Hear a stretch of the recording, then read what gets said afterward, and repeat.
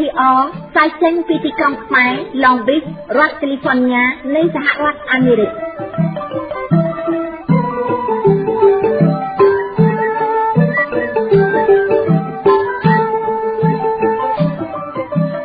ជាពីរាជធានីភ្នំពេញនាងខ្ញុំផលីការួមជាមួយសាការីផ្សាយសំឡេងវិទ្យុខ្មែរប៉ុស្តិ៍សូមគោរពនឹងជម្រាបសួរលោកស្រីអ្នកនាងកញ្ញាទាំងអស់ជាទីមេត្រីចាថ្ងៃនេះជាថ្ងៃ11រោចខែមករាពុទ្ធសករាជ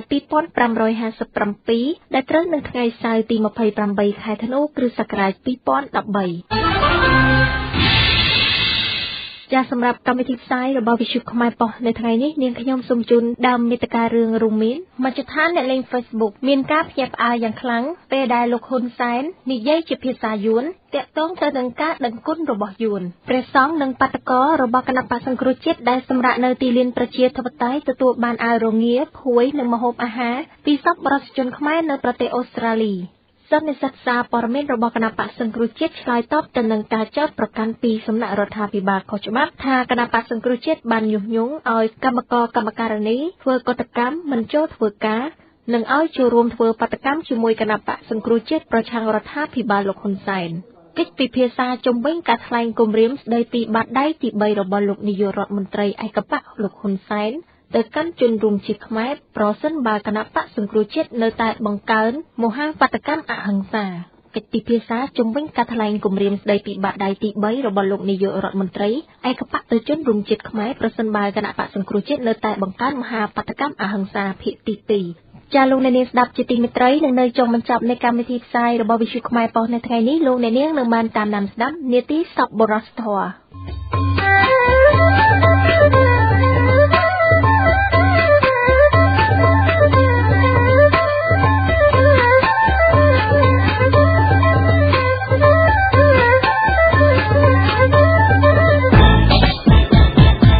លំដាប់តទៅនេះនាងខ្ញុំសូមជូនព័ត៌មានមជ្ឈដ្ឋានអ្នកលេង Facebook មានការភ្ញាក់ផ្អើលយ៉ាងខ្លាំងពេលដែលលោកហ៊ុនសែននិយាយជាភាសាយួនទាក់ទងទៅនឹងការដឹងគុណរបស់យួនលោកថាច់បញ្ញាសូមជូនព័ត៌មានពិស្ដារលោកនាយករដ្ឋមន្ត្រីហ៊ុនសែនកាលពីថ្ងៃសុក្របានថ្លែងជាភាសាយួននៅក្នុងអង្គប្រជុំមួយខណៈលោកកំពុងបំពេញទស្សនកិច្ចដើម្បីជាការពង្រឹងទំនាក់ទំនងជាមួយប្រទេសយួនវីដេអូមួយដែលបានបង្ហោះតាម Facebook ដាក់សងចេញពីទូរទស្សន៍ក្នុងប្រទេសយួនបានបង្ហាញថាលោកនាយករដ្ឋមន្ត្រីហ៊ុនសែនបានថ្លែងទាក់ទងនឹងរបបខ្មែរក្រហមជាភាសាយួនលោកហ៊ុនសែនបានថ្លែងដឹងគុណប្រទេសយួនដោយមិនដាច់ពីមាត់ថាប្រទេសយួនបានជួយរំដោះកម្ពុជាចេញផុតពីរបបប្រល័យពូជសាសន៍ក្នុងឆ្នាំ1999វីដេអូមួយនេះក៏បានបង្ហាញរូបភាពឯកសារមួយចំនួនតាក់ទងនឹងរបបខ្មែរក្រហមនៅពេលដែលលោកហ៊ុនសែនបានថ្លែងវីដេអូដែលបានបង្ហោះនៅក្នុង Facebook ធ្វើឲ្យប្រជាពលរដ្ឋខ្មែរពិសេសអ្នកលេង Facebook ភ្ញាក់ផ្អើលដោយលើកឡើងថាលោកនាយករដ្ឋមន្ត្រីហ៊ុនសែនអាចនិយាយភាសាយួនបាន Nếu hồi đó không có sự giúp đỡ của quân tinh nhiên Việt Nam thì Campuchia không có thế giải phóng đất nước được đâu. Tôi tin toán hồi đó là nếu như các chuiរបស់កងទ័ពស្ម័គ្រចិត្តវៀតណាមទេកម្ពុជាមិនអាចមានឯករាជ្យភាពបានទេខ្ញុំគិតគូរកាលនោះប្រសិនជាកម្លាំងកម្ពុជាយ៉ាងហោចណាស់ត្រូវតែរយៈពេល5ឆ្នាំដល់5ឆ្នាំនេះប្រជាពលរដ្ឋខ្មែរស្លាប់អស់ហើយពេលនោះវៀតណាមបានលះបង់ប៉ុស្តិ៍បានន័យថាបានបូជាជីវិតប្រជាជនរបស់ខ្លួននិងកងទ័ពវៀតណាមនិងបូជាទាំងទ្រព្យសម្បត្តិរបស់ប្រទេសវៀតណាមបូជាទាំងនយោបាយសេដ្ឋកិច្ចការទំនាក់ទំនងបញ្ហានេះមិនអាចបំភ្លេចបានទេដែលចង់មានឯករាជ្យសម្រាប់កម្ពុជានិងដោយយោគយល់ដល់ប្រជាពលរដ្ឋខ្មែរនិងប្រទេសកម្ពុជាវៀតណាមបានបូជាជាង3ឆ្នាំ30ឆ្នាំទៀតគេគឺស្វែងយកជាសម្ព័ន្ធនិងនួនជាអៀងសេរីឡើងតុលាការបានន័យថាគេទទួលស្គាល់ជាភាពត្រឹមត្រូវរបស់វៀតណាមលោកហ៊ុនសែនបានតាក់ទងយ៉ាងជិតស្និទ្ធជាមួយប្រទេសយួនអំឡុងពេលកម្ពុជាកំពុងជួបនឹងរបបសម្លាប់រង្គាលកាលពីឆ្នាំ1979លោកក៏ជាសមាជិកទាហានខ្មែរក្រហមដែលបានរត់គេចទៅប្រទេសយួនមុនឆ្នាំ1979ហើយបានតាក់ទងបញ្ជាការតបប្រទេសយួនដើម្បីរំលំរបបខ្មែរក្រហមវិញដំណើរទស្សនកិច្ចរបស់នាយករដ្ឋមន្ត្រីទៅកាន់ប្រទេសយួននេះខណៈដែលបាតកម្មរបស់គណៈបក្សសង្គ្រោះជាតិនិងមានចលនាតវ៉ារបស់កម្មករទាមទារឲ្យមានការដំឡើងប្រាក់ខែកំពុងពុះកញ្ជ្រោល លោកនាយករដ្ឋមន្ត្រីហ៊ុនសែននឹងត្រឡប់មកប្រទេសកម្ពុជាវិញនៅថ្ងៃសៅរ៍ទី28ខែធ្នូនេះសេចក្តីប្រកាសព័ត៌មានរបស់ក្រសួងការបរទេសឲ្យដឹងថាកម្ពុជានិងប្រទេសយួនចុះហត្ថលេខាលើឯកសារមួយចំនួនរួមមានមួយកិច្ចសម្របសម្រួលពាណិជ្ជកម្មទ្វេភាគីរវាងកម្ពុជានិងប្រទេសយួនក្នុងឆ្នាំ2014-2015 2កិច្ចព្រមព្រៀងស្តីពីការផ្លាស់ប្តូរទំនិញ 3សន្ធិសញ្ញាស្តីពីបរិយាបន្ន 4កិច្ចព្រមព្រៀងអនុទានសម្បទាន 5ផែនការសហប្រតិបត្តិការរវាងក្រសួងអប់រំយុវជននិងកីឡាកម្ពុជានិងក្រសួងអប់រំបណ្ដុះបណ្ដាលនៃប្រទេសយួន 6ផែនការប្រតិបត្តិការស្តីពីព័ត៌មានរវាងក្រសួងព័ត៌មានកម្ពុជានិងប្រទេសយួន 7ផែនការសហប្រតិបត្តិការឆ្នាំ2014រវាងក្រសួងមហាផ្ទៃកម្ពុជានិងក្រសួងនគរបាលនៃប្រទេសយួន 8អនុសារៈនៃការយោគយល់គ្នាស្តីពីផែនការសហប្រតិបត្តិការរវាងបានសារដ្ឋានជាតិនៃទីស្តីការគណៈរដ្ឋមន្ត្រីកម្ពុជានិងសាកលវិទ្យាល័យហាណូយនៃក្រសួងកិច្ចការផ្ទៃក្នុងប្រទេសយួនសូមបញ្ជាក់ថាលោកនាយករដ្ឋមន្ត្រីហ៊ុនសែនពេលដែលប្រទេសជាតិកំពុងមានបញ្ហានយោបាយដោះស្រាយមិនចេញលោកបានរត់ទៅប្រទេសយួនហើយលោកនិយាយដឹងគុណទៅលើប្រទេសយួនមិនដាច់ពីមាត់ថាបើសារតែមានប្រទេសយួននេះហើយបានកម្ពុជាមានសន្តិភាពពេញលេញមកដល់សពថ្ងៃនេះលោកហ៊ុនសែនហាក់ដូចជាមិនបានគិតទៅដល់ថ្ងៃទី23ខែតុលាឆ្នាំ1991ដែលជាថ្ងៃធ្វើឲ្យកម្ពុជារួចផុតពីការឈ្លានពានពីចរយួនចង្រៃបច្ចុប្បន្ននេះប្រទេសកម្ពុជាកំពុងតែប្រឈមនឹងគ្រោះថ្នាក់យ៉ាងខ្លាំងក្រោមការដឹកនាំរបស់គណៈបកប្រជាជនកម្ពុជាមានលោកហ៊ុនសែនជាប្រមុខនោះបាននាំឲ្យប្រទេសកម្ពុជាក្លាយទៅជារបបផ្ដាច់ការតែលោកហ៊ុនសែនមានឧត្តមគតិជាខ្មែរដែរឬអត់ហើយលោកបានយល់ដឹងពីប្រវត្តិសាស្ត្រខ្មែរដែរឬអត់បើសិនលោកជាខ្មែរចេះដឹងប្រវត្តិសាស្ត្រហេតុអីលោកមិនយកមកនិយាយបែរជានិយាយសរសើរយួនមិនដាច់ពីមាត់ទៅវិញខ្ញុំថាច់បញ្ញា Visu ខ្មែរពោះរាយការណ៍ពីរាជធានីភ្នំពេញព្រះសង្ឃនិងបាតកោរបស់គណៈបក្សសង្គ្រោះជាតិដែលសម្រាប់នៅទីលានប្រជាធិបតេយ្យទទួលបានអាវរងាភួយនិងម្ហូបអាហារពីសប្បុរសជនខ្មែរនៅប្រទេសអូស្ត្រាលីលោកសវណ្ណរិទ្ធីសូមជូនព័ត៌មានពិស្ដាអាវរងាចំនួន250អាវនិងភួយចំនួន100ភួយបានប្រគល់ដល់ដៃក្រុមបាតកោគណៈបក្សសង្គ្រោះជាតិដែលសម្រាប់ប្រចាំនៅទីលានប្រជាធិបតេយ្យកាលពីយប់ថ្ងៃទី27ខែធ្នូឆ្នាំ2013ប្រជាបាតកោដែលកំពុងសម្រាកនៅទីលានប្រជាធិបតេយ្យចំនួន250នាក់បានទទួលអាវនិងភួយពីក្រុមការងារវិទ្យុខ្មែរប៉ុស្តិ៍នៅទីក្រុងភ្នំពេញជំនួយសប្បុរសធម៌របស់បងប្អូនខ្មែររស់នៅប្រទេសអូស្ត្រាលីមិនបានចប់ត្រឹមនេះទេក្នុងនោះថវិកាចំនួន$100អូស្ត្រាលីបានប្រគេនចំពោះបណ្ដាញព្រះសង្ឃឯករាជ្យសម្រាប់ផ្គត់ផ្គង់ចង្ហាន់និងទឹកប្រាក់ចំនួន$185សហរដ្ឋអាមេរិកប្រគេនជូនព្រះសង្ឃបុត្របន្ទិញសម្រាប់ទឹកប្រាក់$200ផ្សេងទៀតក៏បានឧបត្ថម្ភទៅដល់ក្រុមបាតកោគណៈបក្សសង្គ្រោះជាតិសម្រាប់ចំណាយជាស្បៀងអាហារក្នុងគ្រាប្រគេនបច្ច័យជូនព្រះសង្ឃបុត្របន្ទិញព្រះអង្គបានសម្ដែងនូវពរសុខសាធុការជូនដល់ម្ចាស់ទានទាំងអស់សូមរស់ប្រកបតែសេចក្តីសុខអាត្មាភាពបណ្ដាញព្រះសង្ឃឯករាជ្យដើម្បីយុទ្ធសាស្ត្រសង្គមសូមថ្លែងអំណរគុណចំពោះញាតិញោមពុទ្ធបរិស័ទទាំងអស់ដែលនៅប្រទេសអូស្ត្រាលីមានសទ្ធាជ្រះថ្លាបានបូជាបច្ច័យមកតាមរយៈញោមអេកច័ន្ទហ៊ួនហើយខ្មែរប៉ុស្តិ៍បានទទួលថវិកាគ្រប់ចំនួនហើយបានយកមកវេប្រគេនដល់ព្រះសង្ឃដែលកំពុងតែគង់នៅទីលានប្រជាធិបតេយ្យទៅលើចង្ហាន់ចំនួន$85ហើយទៅទិញសម្ភារៈចែកអំណោយខោអាវដល់ញាតិញោមនៅទីលានប្រជាធិបតេយ្យហើយក៏បានប្រគេនមកដល់អាត្មាផ្ទាល់ផងដែរជំរាបបងហើយសូមឲ្យបុណ្យកុសលដែលកើតឡើងអំពីការតាំងចិត្តជ្រះថ្លារីករាយអនុមោទនាចំពោះបុណ្យកុសលដែលញាតិញោមជឿជាក់នៅក្នុងកម្មជាកុសលតាមពុទ្ធសាសនាដែលព្រះសម្មាសម្ពុទ្ធទ្រង់ត្រាស់សម្ដែងសូមឲ្យបុណ្យកុសលនេះបានជាបច្ច័យទៅជួយបីទ្រពោស្ទួយចំពោះដួងវិញ្ញាណក្ខន្ធរបស់អស់លោកអ្នកទាំងឡាយដែលបានចែកឋានទៅកាន់លោកគ្នាឯនោះសូមឲ្យបុណ្យកុសលដែលបានកើតឡើងក្នុងពេលនេះទៅជួយយឺតយូរអស់លោកអ្នកទាំងនោះឲ្យបានទៅកើតក្នុងទីដ៏ខ្ពង់ខ្ពស់កាលបើអស់លោកអ្នកទាំងនោះបានទៅកើតក្នុងទីដ៏ខ្ពង់ខ្ពស់ហើយក៏សូមកុំភ្លេចបែបភាគងារក្រោយឲ្យពោដល់អស់លោកញោមញាតិដែលជាសម័យទានប្រធានបុណ្យនៅប្រទេសអូស្ត្រាលីបានជួបទៅនឹងសេចក្តីសុខសេចក្តីចម្រើនជានិច្ចនិរន្តរ៍អភិវេតនសីលេសនិច្ចវុធាបច្ច័យណោចតារោធម្មាវធន្តិអាយុវណ្ណោសុខੰពលៀងតំណាងអ្នកភូមិបង្កក់ដែលបានទទួលអាវរងានិងភួយអ្នកស្រីបើសុភាក៏សូមថ្លែងអំណរគុណជូនចំពោះសប្បុរសជនខ្មែររស់នៅប្រទេសអូស្ត្រាលីផងដែរ ចំនួនដល់បាតកោដែលនៅទីលានជាតិបតៃនេះដែលបានទទួលអាវចំនួន200អាវនេះគឺខ្ញុំសូមថ្លែងអំណរគុណដល់ប្រជាពលរដ្ឋដែលនៅប្រទេសអូស្ត្រាលីដែលបានឧបត្ថម្ភអាវ200អាវដល់បាតកោនៅទីលានជាតិបតៃនេះគឺខ្ញុំអរគុណមែនទែនទោះជាអំណោយទាំងអស់នេះមិនជាច្រើនណាស់តែវាជាអំណោយថ្លៃថ្លាដល់ក្រុមបាតកោនៅទីលានជាតិបតៃចាដើម្បីមានសេរីភាពនិងលទ្ធិជាតិបតៃពិតប្រាកដឲ្យមានការបោះឆ្នោតឡើងវិញគឺពួកខ្ញុំត្រេកអរមែនទែនហើយសូមថ្លែងអំណរគុណដល់បងប្អូនខ្មែរដែលរស់នៅប្រទេសអូស្ត្រាលីយ៉ាងក្រៃលែងចាជាការកត់សម្គាល់គេបានឃើញប្រជាពលរដ្ឋខ្មែរកាន់តែច្រើនឡើងសម្រុកចូលមកទីក្រុងភ្នំពេញដើម្បីចូលរួមមហាបាតុកម្មអហិង្សាជាមួយនឹងគណៈបកសង្គ្រោះជាតិសន្ទុះក្នុងការចូលរួមកាន់តែខ្លាំងនេះត្រូវបានប្រជាពលរដ្ឋប្រាប់ឲ្យដឹងថាការដឹកនាំរបស់គណៈបកប្រជាជនកម្ពុជាអស់រយៈពេលជាង30ឆ្នាំនេះមិនបានធ្វើឲ្យស្ថានភាពគ្រួសាររបស់ពួកគេមានភាពរីកចម្រើនទៅមុខឡើយសូមបញ្ជាក់ថាទឹកប្រាក់ចំនួន$1,200អូស្ត្រាលីដែលបានទិញអាវរងាភួយម្ហូបអាហារបាតកោនិងចង្ហាន់ព្រះសង្ឃនៅថ្ងៃនេះបានមកពីបងប្អូនខ្មែររស់នៅទីក្រុងស៊ីដនីប្រទេសអូស្ត្រាលីតាមរយៈលោកឯកច័ន្ទហួរមានដូចជាលោកនិងអ្នកស្រីខៀងផល្លាលោកនិងអ្នកស្រីភេកអ៊ីមលោកនិងអ្នកស្រីគឹមតូអ្នកស្រីលេងស៊ីឡាងលោកអឹងសាំងលេង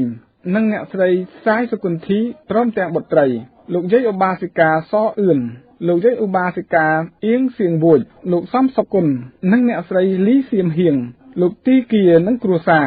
បាទខ្ញុំសវណ្ណធីវិសុខខ្មែរប៉ុស្តិ៍ KPR ធ្វើសេចក្តីរាយការណ៍ពីទីក្រុងភ្នំពេញចាព័ត៌មានដែលនាងខ្ញុំជម្រាបជូននៅពេលនេះចប់តែប៉ុណ្ណេះ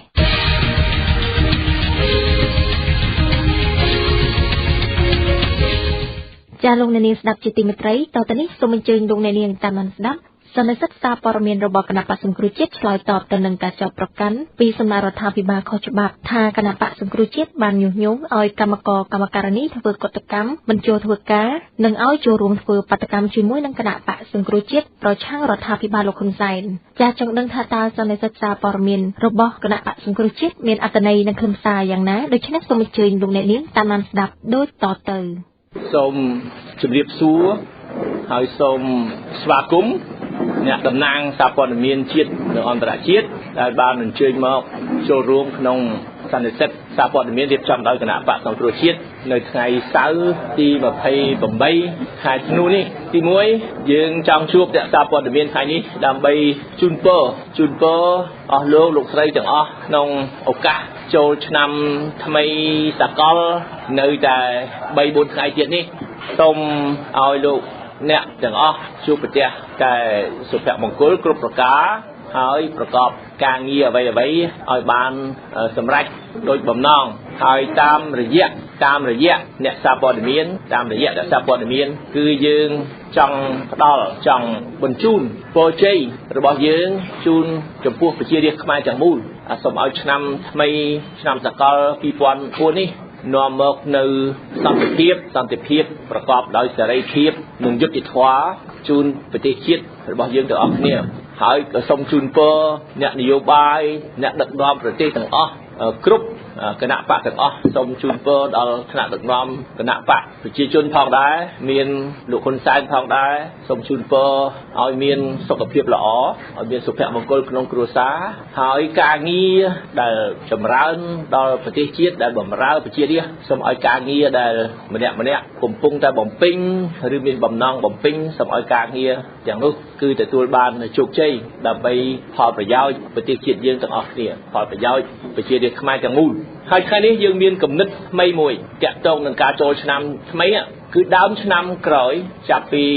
ថ្ងៃ1ថ្ងៃ2ថ្ងៃ3មករាខាងមុខយើងចង់ស្នើឲ្យមានការជួបជុំគ្នាក្នុងទ្រង់ទ្រាយធំមួយដើម្បីជជែកគ្នារវាងថ្នាក់ដឹកនាំគណៈបកទាំងអស់អ្នកមានឥទ្ធិពលអ្នកមានការទទួលខុសត្រូវហើយមិនមានតែគណៈបកទេគឺសូមបញ្ចូលផងដែរនៅសង្គមស៊ីវិលដែលមានព័ត៌មានដែលមានគំនិត ដែលមានឥទ្ធិពលក្នុងសង្គមគឺយើងចង់ឲ្យមានការជួបជុំគ្នាជាទ្រង់ទ្រាយធំមួយដើម្បីជជែកគ្នាដោះស្រាយបញ្ហាប្រទេសជាតិឥឡូវយើងឃើញថាចុងឆ្នាំនេះឃើញបញ្ហាប្រទេសជាតិកាន់តែធ្ងន់ធ្ងរអាប់អួរមិនមែនតែរឿងវិបត្តិនយោបាយជាប់គាំងតែឥឡូវនេះវាមានបញ្ហាទាមទារឡើងប្រាក់ខែរបស់កម្មករទាមទារមិនបានឬមិនទាន់បានធ្វើឲ្យមានការប៉ះទង្គិចគ្នាខ្លះតែមានដូចថាការបារម្ភថាស្ថានភាពសេដ្ឋកិច្ចស្ថានភាពសង្គមស្ថានភាពនយោបាយតើមានការវិវត្តទៅយ៉ាងម៉េចមានភាពអាប់អួរអញ្ចឹងហើយបើយើងចង់ដោះស្រាយបញ្ហាទាំងអស់នោះគឺដោះរួមបញ្ហាដែលប្រទេសជាតិកំពុងតែប្រឈមមុខគ្រប់បែបយ៉ាងហ្នឹងយើងគួរណាស់ជួបគ្នាជជែកពិភាក្សាគ្នាជុំវិញតុមួយណាហើយសូមឲ្យប្រជារាស្ត្របានចូលស្ដាប់ផងថាឥឡូវនេះយើងគិតជាខ្មែរដូចគ្នារកដំណោះស្រាយជូនប្រទេសជាតិរបស់យើងទាំងអស់គ្នានឹងតាមរយៈអ្នកសារព័ត៌មានគណៈបកសង្គ្រោះជាតិសូមផ្ញើសារទៅគណៈបកប្រជាជនថាល្មមជួបគ្នាដោយឃើញថាឥឡូវហ្នឹងបញ្ហាវាកាន់តែធំកាន់តែស្មុគស្មាញហើយគួរតែនាំមកនៅគំនិតថ្មីខ្លះបើយើងនៅតែគំនិតចាស់ដដែលនោះប្រហែលវាមិនសូវជាទៅមុខប្រមាណទេហើយបញ្ហានេះវាមានទស្សនវិជ្ជាច្រើនបញ្ហាសេដ្ឋកិច្ចបញ្ហាសង្គមបញ្ហាកម្មករបញ្ហាជីវភាពរស់នៅបញ្ហាសិទ្ធិមនុស្សអីតវ៉ាទៅវាខ្លាចវាហួសវែងឆ្ងាយទៅវាមានផលវិបាកយ៉ាងម៉េចអញ្ចឹងកុំឲ្យវាវែងឆ្ងាយហួសហេតុកុំឲ្យវាកាន់តែធ្ងន់ធ្ងរយើងត្រូវតែរកដំណោះស្រាយនិយាយឲ្យចំរកដំណោះស្រាយសម្រាប់ប្រទេសជាតិយើងទាំងអស់គ្នាយើងសង្ឃឹមថានឹងមានតុមូលមួយធំនៅដើមឆ្នាំក្រោយ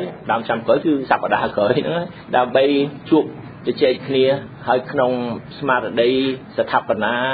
វិជ្ជមាននាំមកនៅស្ថានភាពថ្មីមួយសេចក្តីសង្ឃឹមសម្រាប់ប្រជារាស្ត្រខ្មែរអញ្ចឹងខ្ញុំសូមបញ្ជាក់តែប៉ុណ្ណឹងហើយរឿងបញ្ហាអីតាក់ទង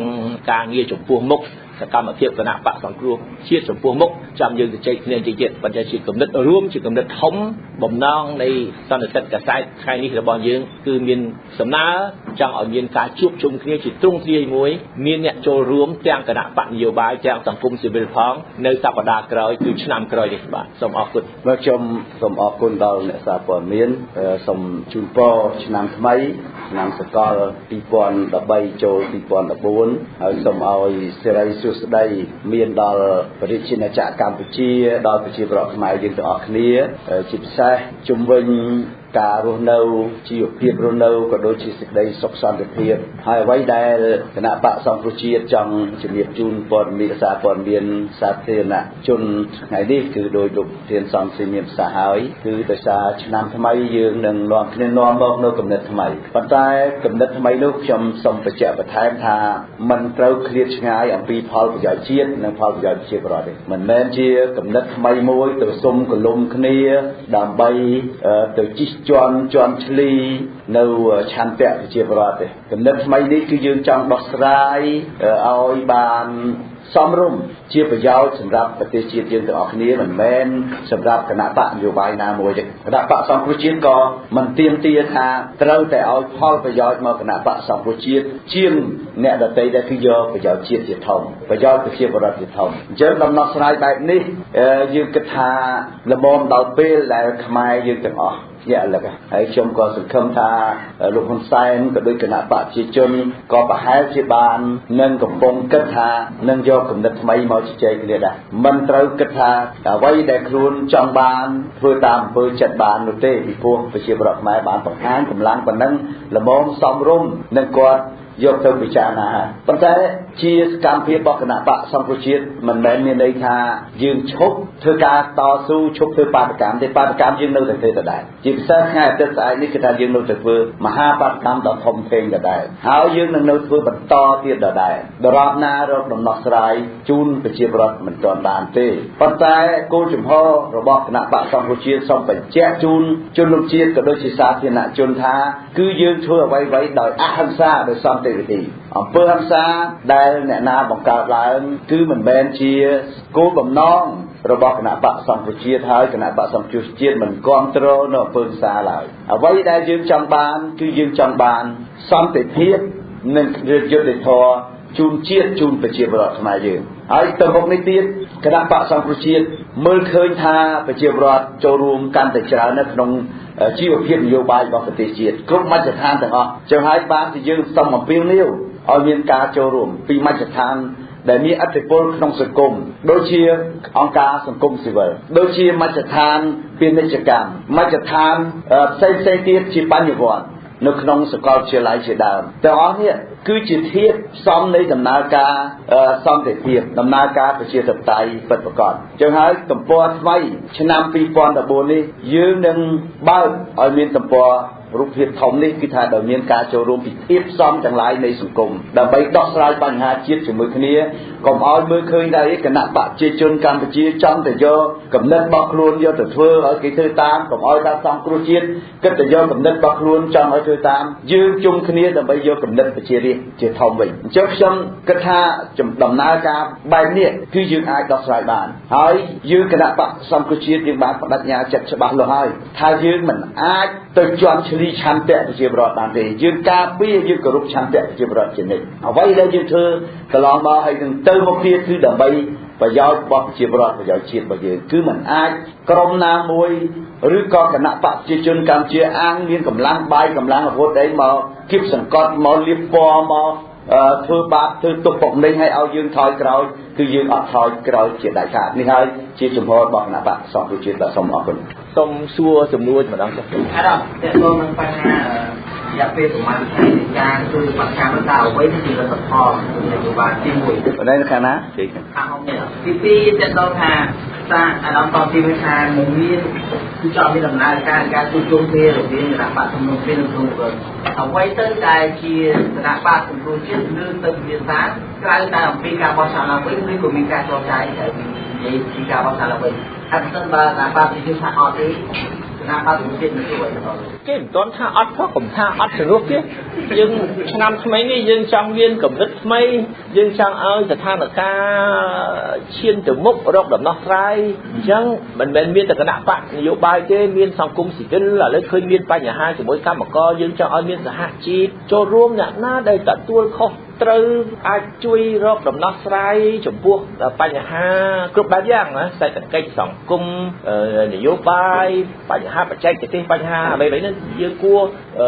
រួបរวมគ្នាណាយ៉ាងហោចណាស់ក្នុងបំណងដូចគ្នាមួយរកដំណោះស្រាយអញ្ចឹងយើងកុំមិនទាន់ចាប់ផ្ដើមផងថាយើងថាអត់កើតទេមិនមែនទីសងបំណងឆន្ទៈឥឡូវនេះគណៈបកសង្គ្រោះជាតិចង់បង្ហាញសុខឆន្ទៈរបស់ខ្លួនរកដំណោះស្រាយបញ្ហាដែលប្រទេសជាតិយើងកំពុងតែប្រឈមមុខដោយមានការចូលរួមពីគណៈបកផងតែពីអង្គការពីក្រុមពីបុគ្គលពីបញ្ញវន្តទាំងអស់គ្នាអាចហ្នឹងគេហៅថាលទ្ធិប្រជាធិបតេយ្យទលំទលាយរស់រវើកយើងចង់ឲ្យមានស្មារតីថ្មីហ្នឹងក្នុងការដោះស្រាយបញ្ហាប្រទេសជាតិចាប់ពីឆ្នាំក្រោយទៅអាដាមខ្ញុំបានដឹកធ្វើតារាពិសេសកម្ពុជាដែលចង់ស្វែងរកថាតើការជួបជុំទ្រង់ទ្រាយគុំសម្រាប់ថ្នាក់ដឹកនាំកម្ពុជាឬក៏ព្រោះយើងបានសម្លឹងមើលថាកន្លងមកយើងបានធ្លាប់ជួបជុំគ្នារវាងថ្នាក់ដឹកនាំប៉ុន្តែមិនទាន់ដល់ថ្នាក់ដឹកនាំកម្ពុជាតើពេលនេះតើយើងជួបថ្នាក់ដឹកនាំកម្ពុជាឬក៏បានមិនសូមជួបអាដាមយើងមិននិយាយការជួបជុំគ្នាមិនមែនតែក្របខ័ណ្ឌពីគណៈបកទេយើងចង់បើកឲ្យទលាយយើងចង់និយាយថាដែលធាតុទាំងឡាយរបស់សង្គមហ្នឹងដែលមានសំខាន់សារៈអ្នកដែលមានឥទ្ធិពលសំខាន់ដូចសង្គមស៊ីវិលចឹងនេះណាដូចជាមេសង្គមស៊ីវិលដែលសំខាន់ខ្ញុំនិយាយចំណាដោយលោកមុំសំណងដូរជាដើមតែគាត់អ្នកគិតរឿងប្រយោជន៍ជាតិយើងនឹងជជែកខ្ញុំនឹងជួបជជែកជាមួយគាត់ទៀតហើយយើងនឹងជជែកជាមួយក្រុមដទៃទៀតដើម្បីចូលរួមមកដោះស្រាយទាំងអស់គ្នាបាទសហជីពទេផងដែរសហជីពទាំងខាងដែលអង្គការក្រៅរដ្ឋាភិបាលអីខាងសិទ្ធិមនុស្សខាងទាំងអស់គឺថាប្រមូលគ្នាមកអង្គុយជែកគ្នាហើយគណៈបព្វជិជនក៏នឹងត្រូវចូលរួមជាមួយគ្នាដែរបាទហើយអង្គខ្ញុំចាមកទៀតនេះសញ្ញាណាមួយដែលគណៈបព្វជិជនថាយល់ព្រមមានការដាក់គូហើយហើយខែអង្គខ្ញុំប្រមាណគឺចូលតែក្នុងការពីគោគណៈបព្វជិជនឲ្យចូលរួមក្នុងការជាអ្វីសង្ឃឹមជានិច្ចយើងជាអ្នកប្រកាន់ជំហរអហិង្សាគឺសង្ឃឹមជួបគ្នាទៅជែកគ្នាព្រោះវាមានតែពីរមានតែផ្លូវដើរមានតែពីរមានតែជួបគ្នាឬវាយគ្នាដល់យើងជាអ្នកអហិង្សាយើងអត់ចង់វាយគ្នាអត់មានបំណងអីទេអញ្ចឹងវាមានតែជួបគ្នាហើយជួបគ្នាមិនអាចជួបពីចម្ងាយទេជួបគ្នាទៅជួបចិត្តអញ្ចឹងហើយបើយើង សង្ឃឹមហើយឃើញថា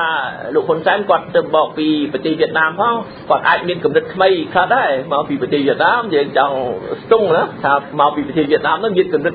ថ្មីអ្វីខ្លះ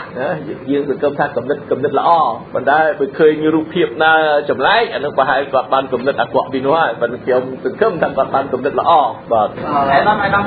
កន្លងមកតាមុននឹងតាមរយៈអ្នកថាព័ត៌មានតើគណៈបកប្រជាជាតិមានដាក់បញ្ញាណាមួយដើម្បីឲ្យគណៈបកប្រជាជនចូលរួមចរចាដែរយើងនៅថាមុនដល់ទឹកដៃនេះតើគណៈបកប្រជាជាតិមានដាក់ស្មារតីគណៈបកប្រជាជនដើម្បីជួបចរចាទេយើងចង់បើកទំព័រថ្មីជាមួយនឹងឆ្នាំថ្មីដូច្នេះយើងចង់ឲ្យមានគំនិតថ្មីបើយកទៅរឿងដដែលវានៅតែដដែលអញ្ចឹងមកថាអំណោយផលស្ថានភាពនេះអំណោយផលឃើញថាអ្នកដែលពាក់ព័ន្ធក្នុងបញ្ហាជាតិប្រសាសន៍ថ្នាក់ដឹកនាំគណៈបក្សសង្គ្រោះជាតិដែលលោកអ្នកនាងទើបតែបានតាមដានស្ដាប់អំបញ្ញមិញនេះចប់តែប៉ុណ្ណេះសូមអរគុណមាន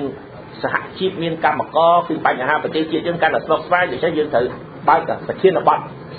ទនៃការជជែកគ្នាឲ្យវាទូលំទូលាយបាទខ្ញុំគិតបន្ថែមតិចថាដែលគណៈបកសង្គ្រោះជាតិដែលយើងធ្វើសារព័ត៌មានថ្ងៃនេះគឺស្អីស្អាយើងចង់បើកទំព័រថ្មីគំនិតថ្មីយើងចាំមើលគណៈបកជនមានគំនិតថ្មីនេះបាទគំនិតថ្មីហ្នឹងគំនិតអាក្រក់ហើយគំនិតល្អចាំមើលគាត់ចេញមកវិញចំពោះយើងគណៈបកសង្គ្រោះជាតិមានគំនិតថ្មីគឺយើងបើកទលាយឲ្យមានការចូលរួមយើងយកនៅសំណើរបស់គណៈបកសង្គ្រោះជាតិយកទៅដាក់ហើយយើងស្ដាប់ពីសង្គមស៊ីវិលពីមជ្ឈដ្ឋានផ្សេងៗតើគេចង់បានមិនដែរអញ្ចឹងហើយយើងយកគំនិតទៅរួមគ្នាដើម្បីដោះស្រាយបានជាគំនិតថ្មីទាំងអស់គ្នាហ្នឹងហើយដែលគណៈបកសង្គ្រោះជាតិមានបំណងដើម្បីឲ្យអ្នកសារព័ត៌មានជាតិថាយើងមានគំនិតថ្មីដើម្បីចង់ដោះស្រាយបញ្ហាប្រទេសជាតិតើគណៈបកប្រជាជនមានអត់បើអត់មានគំនិតថ្មីទេមានន័យថាគាត់អត់ចង់ដោះស្រាយបញ្ហារបស់ប្រទេសជាតិទេដល់បន្តគំនិតថ្មីរបស់គណៈបកប្រជាជនមានដែរគំនិតថ្មីគឺថាធ្វើម៉េចឲ្យលទ្ធិប្រជាធិបតេយ្យមានភាពរស់រវើកលទ្ធិប្រជាធិបតេយ្យគឺដំណើរការរាល់ថ្ងៃតាមរូបភាពនៃការចូលរួមពីសំណាក់ប្រជាពលរដ្ឋផ្ទាល់តាក់ទងនឹងគ្រប់បញ្ហាទាំងអស់យ៉ាងទៀងទាត់ការជជែកគ្នានេះមិនខុសពីនៅប្រទេសថៃហ្មងទេប្រទេសថៃឥឡូវគេបែងចែកថាប្រជាធិបតេយ្យពិតប្រាកដរស់រវើកមិនមែនមានន័យថាបោះឆ្នោត5ឆ្នាំម្ដងមានមតិភាគច្រើនមួយនៅក្នុងសភាមតិភាគច្រើនហ្នឹងសម្រេចអ្វីតាមចិត្តប្រជុំគ្នាធ្វើច្បាប់លុបច្បាប់កែច្បាប់តាមចិត្តអត់មានសួរប្រជាពលរដ្ឋអត់មានសួរសង្គមស៊ីវិលអត់មានសួរអ្នកដែលពាក់ព័ន្ធអ្នកដែលអាចមានគំនិតអាចមានឥទ្ធិពលក្នុងសង្គមដែលយើងនិយាយពីដើមទៀតដូច្នេះយើងចង់ឲ្យលទ្ធិប្រជាធិបតេយ្យហ្នឹងមានលក្ខណៈរស់រវើកមានអ្នកចូលរួមសូម្បីតែក្នុងវិស័យសេដ្ឋកិច្ចថាយើងថាអភិវឌ្ឍហ្នឹងមិនមែនតែក្រុមតែមួយដដែលចេញមកពីការបោះឆ្នោតម្ដងកាន់កាប់អំណាចទាំងអស់ចង់អភិវឌ្ឍយកដីនេះយកទ្រព្យសម្បត្តិមនុស្សដេញអីអត់សួរសម័យខ្លួនអត់សួរហ្នឹងប្រជាធិបតេយ្យកន្លែងណាប្រជាធិបតេយ្យគឺប្រជារាស្ត្រជាម្ចាស់ការម្ចាស់ទឹកម្ចាស់ដីចូលរួមក្នុងការធ្វើសេចក្តីសម្រេចហ្នឹងគេហៅថាប្រជាធិបតេយ្យរស់រវើកនៅប្រទេសថៃដែលគេចង់បានគឺគេចង់បានអញ្ចឹងគេមិនមែនថាអូបោះឆ្នោតម្ដងហើយបានក្រុមណាគណៈបកណាឈ្នះឆ្នោតមានក្រុមទៅរដ្ឋសភាមតិភាគច្រើនហើយធ្វើអីតាមចិត្តគឺវារំលោភអានឹងយកអាមតិភាគច្រើននឹងយកមកសម្លាប់គោលការណ៍ប្រជាធិបតេយ្យគោលការណ៍ប្រជាធិបតេយ្យគឺការចូលរួមជាប្រចាំពីសំណាក់ប្រជាពលរដ្ឋជារៀងរាល់ថ្ងៃធ្វើសេចក្តីសម្រេចជាមួយគ្នាថ្លឹងថ្លែងជាមួយគ្នានឹងប្រជាធិបតេយ្យរស់រវើកប៉ុន្តែប្រជាធិបតេយ្យคล้ายនឹងជាការសម្លាប់ប្រជាធិបតេយ្យពិតប្រាកដអញ្ចឹងត្រូវមានយន្តការថ្មីត្រូវបង្កើតយន្តការថ្មីឲ្យមានការជជែកពិភាក្សាក្នុងចំណោមរដ្ឋអំណាចផងតែប្រជាពលរដ្ឋគ្រប់មជ្ឈដ្ឋានជាពិសេសអ្នកពាក់ព័ន្ធអ្នកអាចនឹងរងគ្រោះឬមួយអាចទទួលផលល្អពីរាល់សេចក្តីសម្រេចរបស់អ្នកកាន់អំណាចគឺត្រូវឲ្យអ្នកទាំងអស់នោះចូលរួមបានដឹងឮផងចូលរួមជជែកក្នុងការធ្វើសេចក្តីសម្រេចជាមួយគ្នាហ្នឹងហើយគេហៅថាប្រជាធិបតេយ្យរស់រវើកប្រជាធិបតេយ្យពិតប្រាកដមិនមែនប្រជាធិបតេយ្យតែសបកក្រៅបោះឆ្នោតម្ដងអ្នកណាឈ្នះឆ្នោតម្ដងហើយ5ឆ្នាំក្នុងរយៈពេល5ឆ្នាំហ្នឹងគឺអ្វីបានតាមចិត្តអានឹងផ្ដាច់ការអានឹងជាសម្លាប់លទ្ធិប្រជាធិបតេយ្យតែម្ដងហើយខ្ញុំសូមអូនខ្ញុំបករឿងឯថានៅប្រទេសរបស់ឯកឧត្តមការសម្បត្តិកម្មក្នុងពុំដូចសប្តាហ៍មុនដែរហើយសម្រាប់អ្នកចូលរួមហើយគឺប្រមាណយើងបាន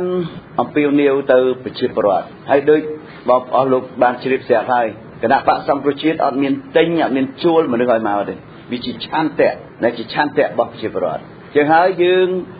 ban cầm nọt tha rồi sắp đá dương thưa mà bát cảm thông chứ hay dương bao tổ liề ở cả châu rùm bọc dịp rồi từ thông pan na dương xóa cùng pan na dương xóa cùng pan na hay cam bị thi bao dương nâng thưa đồng hai tam lâu đôi cho sắp đá môn trắng hay dương thưa đòi hành xá đòi riệp rồi đôi tùy môn trắng ở cả để thưa mà bát cảm đi cứ mình men chấm tay bằng hai nấu cầm láng ấyไปเชียร์บรัดเด็กโจรวมนะบ้านป่าให้มาเตะบักล้วนปีกาชื่อจับบักล้วนพญาซาตัวรัฐท่าบาลอันนั้นก็สาระสำคัญนะเบอร์อ้อลูกต้องอ้อบ้านตัวสดับไปเชียร์บรัดที่ใช้กรรมมากอดโอนตายนี่เยี่ยมปีตุกเวทเนียบักกอดคือยืนต้องอ้อนี้มันอาจเนื้อเสียมตุกอ้อยกอดนั่งเนื้อรองตุกเวทเนียตอนโรงเรียนจีเนียโยบายโรงเรียนจีเนียดักน้อมมันอาเปิดจังเต้จำเชื่อท่าปีสมัยตุกเศร้าระบอบไปเชียร์บรัดที่ใช้กรรมก่อนหนึ่งลื้อดาวแต่เชี่ยลูกคนไซน์ไอ้ยังเชี่ยท่าลูกคนไซน์หนึ่งโยกกับเด็กทำไมหายกาเด็กเธอปฏิกรรมไงใส่นี่คือขมิ้นบ่มนองไอ้กาวปีเธอลื้อดาวแต่เชี่ยก่อนเด้บ้าลื้อดาวเลยก่อนคลั่งกันแต่คลั่งเต้าหายสมัยบอกไปเชียร์บรัดนั่นคือเอาไปเชียร์บรัดกอดจ้องไอ้เมียนใส่ทำไมบ้ากอดจ้องบ้านทำไมไอ้mìnhนี่ยังยัยกี่เรื่องปัญหาทำไมเนี่ยทำไมนั่นคือจ้องนี่ยัยท่าเราเบียดดักนอนทำไมบ่อาเชียนแต่ดอมนึกดักนอนทำไมเนี่ยรอเดียบว่านะฮะได้หาทำไมล่ะใครรู้ว่าจะต้องหนักในตัวมีขันตัวไม่ใครต้องเรียนจากการผมจะไปมีชุดอย่างอยู่บ้านอย่างใจของการคิดเรื่องการงานตามในตาผมเห็นไอ้ต้องมีเป็นจริงการที่สอนเจ็บตัวการเป็นการใจอะไรเนี่ยผมแผนนี้มีสาระสำคัญนะเนี่ยสาปอดเวียนมีจุดที่สำคัญเป็นยืนตามระยะสาปอดเวียนยืนเชื่อท่าxa dưới nâng từ đó và đo và đặt đom rồi tê chỉ tu tới hơi hỏi chia riêng lục bạn chia riêng thằng Pisma ở đây mấy nè để dương trong bấm phò từ cái cao chia bạn cái này tại trong một công bạn lao chỉ hàng từ khi thành phố mình hàng đây rồi học bạn phải tiếp làm đến hàng ba thì ai chơi mà to thì ai chơi tam sa qua được miên chùm rớt bạn ạสำคัญคือกิโยอย่างไรจะเอาเนี่ยเนื้อเรียงคล้วนดัดเคลียเอาเราทำให้บ้านเธอเสร็จก็ได้สำเร็จไปอัดเงินการไปเพียซาจีมวยไปเจอบรับแปะก้อนกรมเนี่ยđể miền Tây Pol để trồng dây ở mạnh để miền Cẩm Nứt hai chui đập phải là hai chiết dương chẳng ở miền cả để chết trong tung kỳ ông nào bạn ai làm để cho miền tụ trong sọc môi bằng sai tha miềnตัวปีไอ้ดอมกับคาบานเติมไปยิงกาแต่ตัวหนึ่งมือคายงเอากำปอฟือกาโจรุมฟือกาต่อว่าให้เด็กน้องนั้นคือเด็กน้องตรงคนนั้นคือมีตรงจุดบอลใครตรงคนกับบานปราบตื่นตัวจุดบอลให้กับไปกอบานจุดให้ดอมไปจุดที่ซาตามีกิจการเพิ่มกับบานในตรงจุดช่วงมันได้บานจะจุดหกจ่าจุดบอลผ่องมันได้บานผ่องช่วงมาเรียนการปฏินั้นตัวนั้นคือจะยึดดังให้ตัวบ่มพลาตัวพวกของเขาตัวได้ใหญ่พอมีนเป็ดเชื่อมบางมีบานได้แต่จิตรู้จักจุดผลของแล้วมีตรงข้าวกับตรงไอ้ดำจุดจะตาไอ้ดำการที่จะมีตาไอ้ดำบานจุดผลที่ก่อนตัวจุดรูปบางอย่างไอ้ดำบานเจอจุดที่สร้างจุดผลตาคนที่ก่อนจิตการธรรมดาพวกเชื่อมตาจุดตูดกรุบตูดถึงอ๋อประตอบป่ะไอ้อัดจำไปอย่างนี้เลยพวกการตูดพวกยืนตรงแต่เฟื่อป่ะไอ้ดำตรงมือที่เหมือนการตาพวกเป็นตู้เป็นระดับพอในการกรรมประมาณไงเนี่ยมันให้ต้องมันลายที่เป็นระดับพอที่เราอยู่ต้องเก็บในระดับให้ต้องให้ผลมาค่ะไปนั่นที่ระดับพอเลยการตัวการกรรมประมาณไงนั้นเอาอินบ้านจะตัวการกรรมยังไม่ปีไปเกี่ยวกับอะไรรู้เรื่องตามมาเราเลิกเนี่ยตัวทนายไอ้ใดผู้ก่อนบอกเสียงเองเลิกตัวตามมาแต่ครับเพื่อทางเรียนตัวเราบางพวกมันจะเป็นตัวเรากลักก่อนเนี่ยเราทำงูมาหรือตาเสียดายจอยก็พูดเลยแต่ให้มันต้องก่อนខ្ញុំសង្កេតឃើញជាទូទៅប្រជាពលរដ្ឋស្វាគមន៍ជាទូទៅបើយើងសង្កេតមើលតាមផ្លូវមើលឧបមាថា10ផ្ទះយ៉ាងតិច8 9ផ្ទះហើយដែលលើកដៃស្វាគមន៍យើងមកផ្ទះទៀតមិនមែនមានន័យថាមិនស្វាគមន៍ទេព្រោះគាត់នៅខ្លាចនៅមិនសូវហ៊ានប៉ុណ្ណឹងទេដូច្នេះហើយជាទូទៅប្រជាពលរដ្ឋស្វាគមន៍បើសិនណាជាការធ្វើបាតកម្មខ្ញុំសូមជំរាបជូនឲ្យសាធារណមតិទាំងអស់ជ្រាបថាស្អីទៅហៅបាតកម្មគឺកិច្ចការសកម្មភាពសម្ដែង អំពីបាតុភូតណាមួយដែលស្ថាប័នរដ្ឋអត់ព្រមដោះស្រាយជូនឬយុត្តិធម៌ជូនប្រជាពលរដ្ឋបើស្ថាប័នរដ្ឋនឹងចេះដោះស្រាយបញ្ហាយុត្តិធម៌ជូនប្រជាពលរដ្ឋអត់បាច់ធ្វើបាតកម្មទេបាទអញ្ចឹងហើយបាតកម្មកាលណាធ្វើទៅវាច្បាស់ជាធ្វើទៅវានឹងបង្ហាញនៅប្រតិកម្មអីមួយហើយទៅនេះទៅនោះប៉ុន្តែសម្ដៅនៃបាតកម្មធំជាងគេគឺសម្ដៅឲ្យប្រតិកម្មទៅលើស្ថាប័នរដ្ឋទៅអ្នកកាន់អំណាចដើម្បីឲ្យឈានយកមកដោះស្រាយបញ្ហាជូនប្រជាពលរដ្ឋវិញស្របតាមមាត្រា35នៃរដ្ឋធម្មនុញ្ញថារាល់សំណើរបស់ប្រជាពលរដ្ឋត្រូវបានទទួលការដោះស្រាយដោយហ្មត់ចត់ពីស្ថាប័នរដ្ឋពីអង្គការរដ្ឋហើយការដែលអង្គការរដ្ឋមិនព្រមដោះស្រាយនឹងហើយដែលប្រជាពលរដ្ឋគេមិនមែនខឹងមកបាតកម្មគេខឹងទៅអង្គការរដ្ឋខឹងទៅអ្នកដឹកនាំដែលមិនព្រមដោះស្រាយគេស្នើប៉ុណ្ណឹងហើយព្រមដោះស្រាយខ្ញុំជឿថាប្រជាពលរដ្ឋទូទៅខឹងទៅរដ្ឋាភិបាលខឹងទៅអ្នកដឹកនាំខឹងទៅស្ថាប័នរដ្ឋដែលមិនព្រមដោះស្រាយប្រជារាស្ត្រងើបប៉ុណ្ណឹងហើយនេះគឺបង្ហាញអញ្ចឹងខ្ញុំយល់ឃើញថាអ្វីដែលយើងបានសម្រេចតាមរយៈបាតកម្ម3នេះបាតកម្មក្នុងទ្រង់ទ្រីធំបាតកម្មដើរតាមផ្លូវដោយគ្មានបញ្ហាគ្មានអំពើហិង្សាគឺថាមានសណ្ដាប់ធ្នាប់ល្អអ្វីដែលយើងបានសម្រេចបែបហ្នឹងគឺទី1គឺបានការពារសិទ្ធិប្រជាពលរដ្ឋសិទ្ធិដែលមានចែងនៅក្នុងរដ្ឋធម្មនុញ្ញសិទ្ធិសម្ដែងមតិសិទ្ធិជួបជុំគ្នាសិទ្ធិធ្វើបាតកម្មនឹងតែម្ដងឃើញថាគណៈបក្សសង្គ្រោះជាតិបានលើកតម្កើងសិទ្ធិនឹងបង្ហាញថាសិទ្ធិនឹងរស់រវើកតើយើងមានកម្លាំងដែរបើយើងអាចបង្ហាញថាសិទ្ធិនឹងរស់រវើកព្រោះមានក្រុមខ្លះជួនកាលក្រុមកម្មករក្រុមបង្កក់ក្រុមអ្នកដរងគ្រោះធ្វើអត់បានព្រោះក្រុមពួកគាត់មិនមានកម្លាំងតែមានកម្លាំងដូចយើងដែលប្រមូលមនុស្សបានរាប់ម៉ឺនរាប់សែនអាចចូលលៀនផងថ្ងៃអាទិត្យនេះអញ្ចឹងទី1យើងបានការពារសិទ្ធិបានការពារបានពង្រឹងបានធានាថាឥឡូវយើងធ្វើបានអ្នកដទៃទៀតក៏ធ្វើបានដែរគឺថាយើងបានជួសស្រាយផ្លូវធ្វើបានប៉ុណ្ណឹងណាមិនដែលឃើញបាតកម្មនៅស្រុកខ្មែរមានទ្រង់ទ្រាយប៉ុណ្ណឹងអញ្ចឹងតែយើងធ្វើបានប៉ុណ្ណឹងហើយទៅទៀតយើងចង់ធ្វើពេលណាបានពេលហ្នឹងរដ្ឋាភិបាលអាជ្ញាធរមិនអាចថយក្រោយទេឈប់ឲ្យធ្វើហើយដរាបណាយើងធ្វើដោយគ្មានបញ្ហាដោយគ្មានបង្កបង្កើតឲ្យមានបញ្ហាគឺយើងអាចធ្វើបានតទៅទៀតអត់មានថយក្រោយវិញទេតែខ្ញុំត្រូវបារម្ភរឿងវិញបារម្ភដែលគេថាមានកម្លាំងទី3នឹងជាលេសនៅក្នុងជួរអ្នកកាន់អំណាចប្រហែលអ្នកខ្លះគេអត់ទៅសប្បាយចិត្តទេខ្ញុំថាធ្វើអត់បញ្ហាហ្នឹងគឺប្រជារាស្ត្រចូលរួមកាន់តែច្រើនឡើងអញ្ចឹងអ្នកកាន់អំណាចខ្លះប្រហែលបារម្ភថាអូយបដ ாய் ឲ្យគណៈបក្សសង្គ្រោះជាតិដល់ប៉ុណ្ណឹងហើយទុកអស់ជាប់ហើយព្រោះកាន់តែធំឡើងហើយអញ្ចឹងគេត្រូវបំណងអាក្រក់ទៅបំណងដោយបិទបាំងលាក់បាំងគេចង់បញ្ឈប់យើងបញ្ឈប់ប៉ុន្តែបញ្ឈប់ដោយងងើលបញ្ឈប់ដោយខុសច្បាប់អញ្ចឹងគេអត់ចេញមុខបើគេធ្វើដោយខុសច្បាប់គេអត់ចេញមុខហើយគេមិនអាចទេគេមានគម្រោងប្រើអំពើហិង្សាគេប្រើអ្នកហៅថាក្រុមទី3មិនដឹងក្រុមមានតែ2អ្នកធ្វើបាតកម្មអ្នករៀបចំគឺគណៈបក្សសង្គ្រោះជាតិក្រុមមួយទៀតក្រុមនោះគឺអាជ្ញាធររដ្ឋាភិបាលកងកម្លាំងប្រដាប់អាវុធជាតំណាងឲ្យរដ្ឋអំណាចនិងក្រុមមួយទៀតគឺមានតែ2តែអាចមានក្រុម2ស្ទួនហ្នឹងឈ្មោះខុសគ្នាប៉ុន្តែមនុស្សតែមួយឯងដូចការបោះឆ្នោតអញ្ចឹងការបោះឆ្នោតគេរកឃើញឈ្មោះស្ទួនចិត្តកន្លះលានមនុស្សតែមួយមានឈ្មោះ2អញ្ចឹងអ្វីដែលមជ្ឈដ្ឋានខ្លះពីគណៈបកប្រជាជនគេថាមានក្រុមទី3មិនមែនទេគឺ2ស្ទួនគឺចេញមកពីគណៈបកប្រជាជនប៉ុន្តែគេពាក់មុខឲ្យពាក់ឈ្មោះមួយទៀតបើខ្ញុំហៅថា2ស្ទួនហ្នឹងអ្នកដែលសម្រាប់ជាវិជា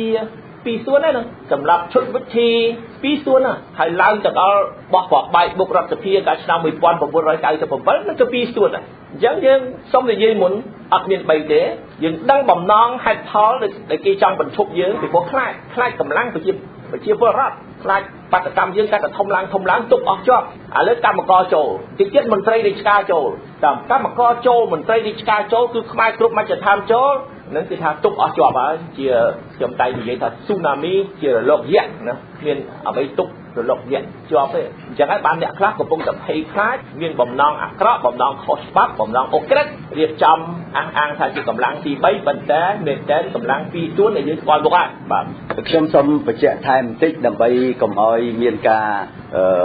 យល់ច្រឡំថាអ្វីទាំងអស់សុទ្ធតែគណៈបក្សសង្គ្រោះជាតិជាអ្នកចាប់ផ្ដើមដូចជារឿងបញ្ហា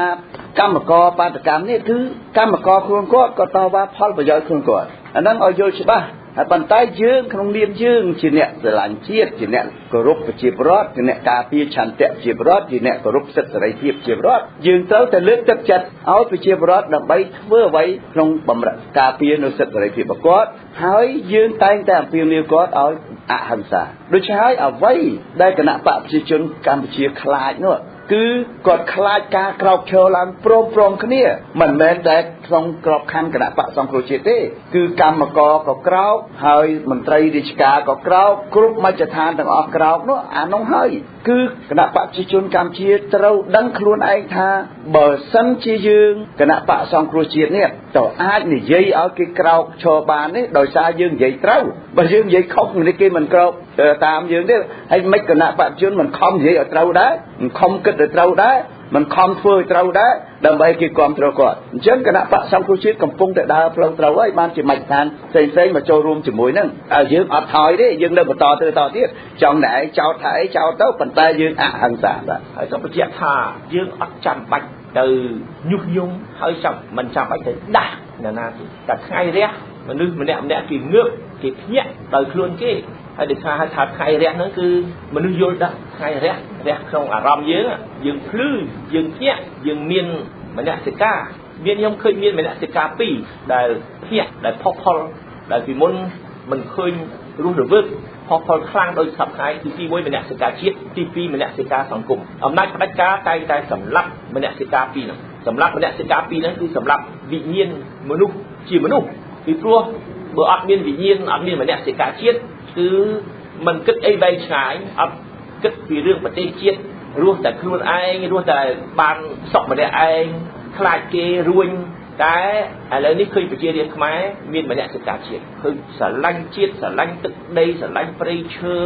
ស្រឡាញ់ជាតិមាតុភូមិនឹកអនាគតនឹងហៅថាស្រឡាញ់ជាតិមនសិការជាតិឃើញវារស់តើខ្ញុំណាគុំសុខាណាសំណាទីណាទៅបង្កើតមនសិការជាតិមនុស្សគេមនសិការជាតិរបស់គេផុសផុលដោយខ្លួនគេទន្ទឹមនឹងមនសិការជាតិគឺមានមនសិការសង្គមមនសិការសង្គមហ្នឹងគឺចេះគិតចេះឈឺឆ្អាលចេះបារម្ភចេះមានគំនិតថ្មីចំពោះការរៀបចំសង្គមឈឺចាប់រឿងសង្គមពុករលួយឈឺចាប់រឿងសង្គមអយុត្តិធម៌ឈឺចាប់ឃើញសង្គមអន់ថយមិនជឿនលឿនដោយអរិយប្រទេសដូច្នេះមនសិការសង្គមនឹងធ្វើឲ្យមនុស្សចង់ប្រមូលកម្លាំងដោយកម្មករធ្វើការជាមួយគ្នាឲ្យមានយុត្តិធម៌សង្គមនឹងមនសិការសង្គមការគុំសុខាសម្រាប់ទីទៅប្រផុសអ្នកណាទៅបង្កើតមនសិការសង្គមក្នុងចិត្តមនុស្សចេញមកទៅទេអញ្ចឹងតើគេគិតខ្លួនគេបានគេមានមនសិការជាតិគិតពីបញ្ហាជាតិគេមានមនសិការសង្គមគិតពីបញ្ហាសង្គមទៅជាមនុស្សពេញលក្ខណៈមានវិញ្ញាណមិនមែនអំណាចប្រជាការចង់សម្លាប់វិញ្ញាណយើងណាឲ្យតែខ្លាចឃ្លានខ្លៅអានឹងសម្លាប់វិញ្ញាណតែខ្លាចឃ្លានខ្លៅមនសិការជាតិក៏អត់មនសិការសង្គមក៏អត់គឺនេះជាការវិវត្តធម្មតាដោយសារប្រជាពលរដ្ឋខ្មែរក្មេងៗច្រើនក្មេងៗយើងបានចេះដឹងចេះមើលអក្សរចេះតាក់ទងគ្នាតាមទូរស័ព្ទតាមអ៊ីនធឺណិតតាម Facebook គឺនឹងដែលបំផុសមនសិការជាតិនិងមនសិការសង្គមហើយអំណាចប្រជាការមិនអាចទប់ជាប់ទេមិនអាចយកជាតង់ពីមុនបង្ក្រាបចាក់ដាក់គុក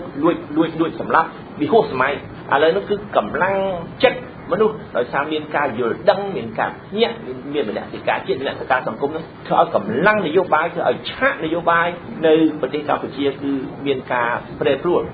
ល្អខ្ញុំជឿថាចំហសេរីភាពរបស់ប្រជារាស្ត្រខ្មែរក្រុមការដឹកនាំរបស់គណៈបកសង្គ្រោះជាតិហើយអាចមានកម្លាំងប្រជាធិបតេយ្យផ្សេងទៀតគឺចំហនោះគឺនឹងបើកការទៅធំទៅលាយទៅចុះវិញតែណានិយាយថាគុំសុខាសពរឿងទីទៅយុះញងគឺអត់យល់អីទាំងអស់អត់យល់ពីចរន្តក្នុងប្រទេសអត់យល់អីទាំងអស់គឺមនុស្សដែលអត់យល់អីទាំងអស់ពិបាកនិយាយចំណាយយល់ធ្វើជាមិនយល់អានឹងអត់តែពិបាកទៀតប៉ុន្តែខ្ញុំអត់បារម្ភទេយើងជឿថាយើងដើរផ្លូវត្រូវអ្វីដែលយើងបានត្រួសត្រាយផ្លូវធ្វើបាតកម្មនឹងផ្លូវដែលយើងដើរធ្វើបាតកម្មជានិមិត្តរូបទេប៉ុន្តែអ្វីដែលយើងត្រួសត្រាយនៅទៅគឺផ្លូវសម្រាប់ប្រជារាស្ត្រខ្មែរឆ្ពោះទៅរកសេរីភាពនិងយុត្តិធម៌សង្គមអរគុណបាទអរគុណច្រើន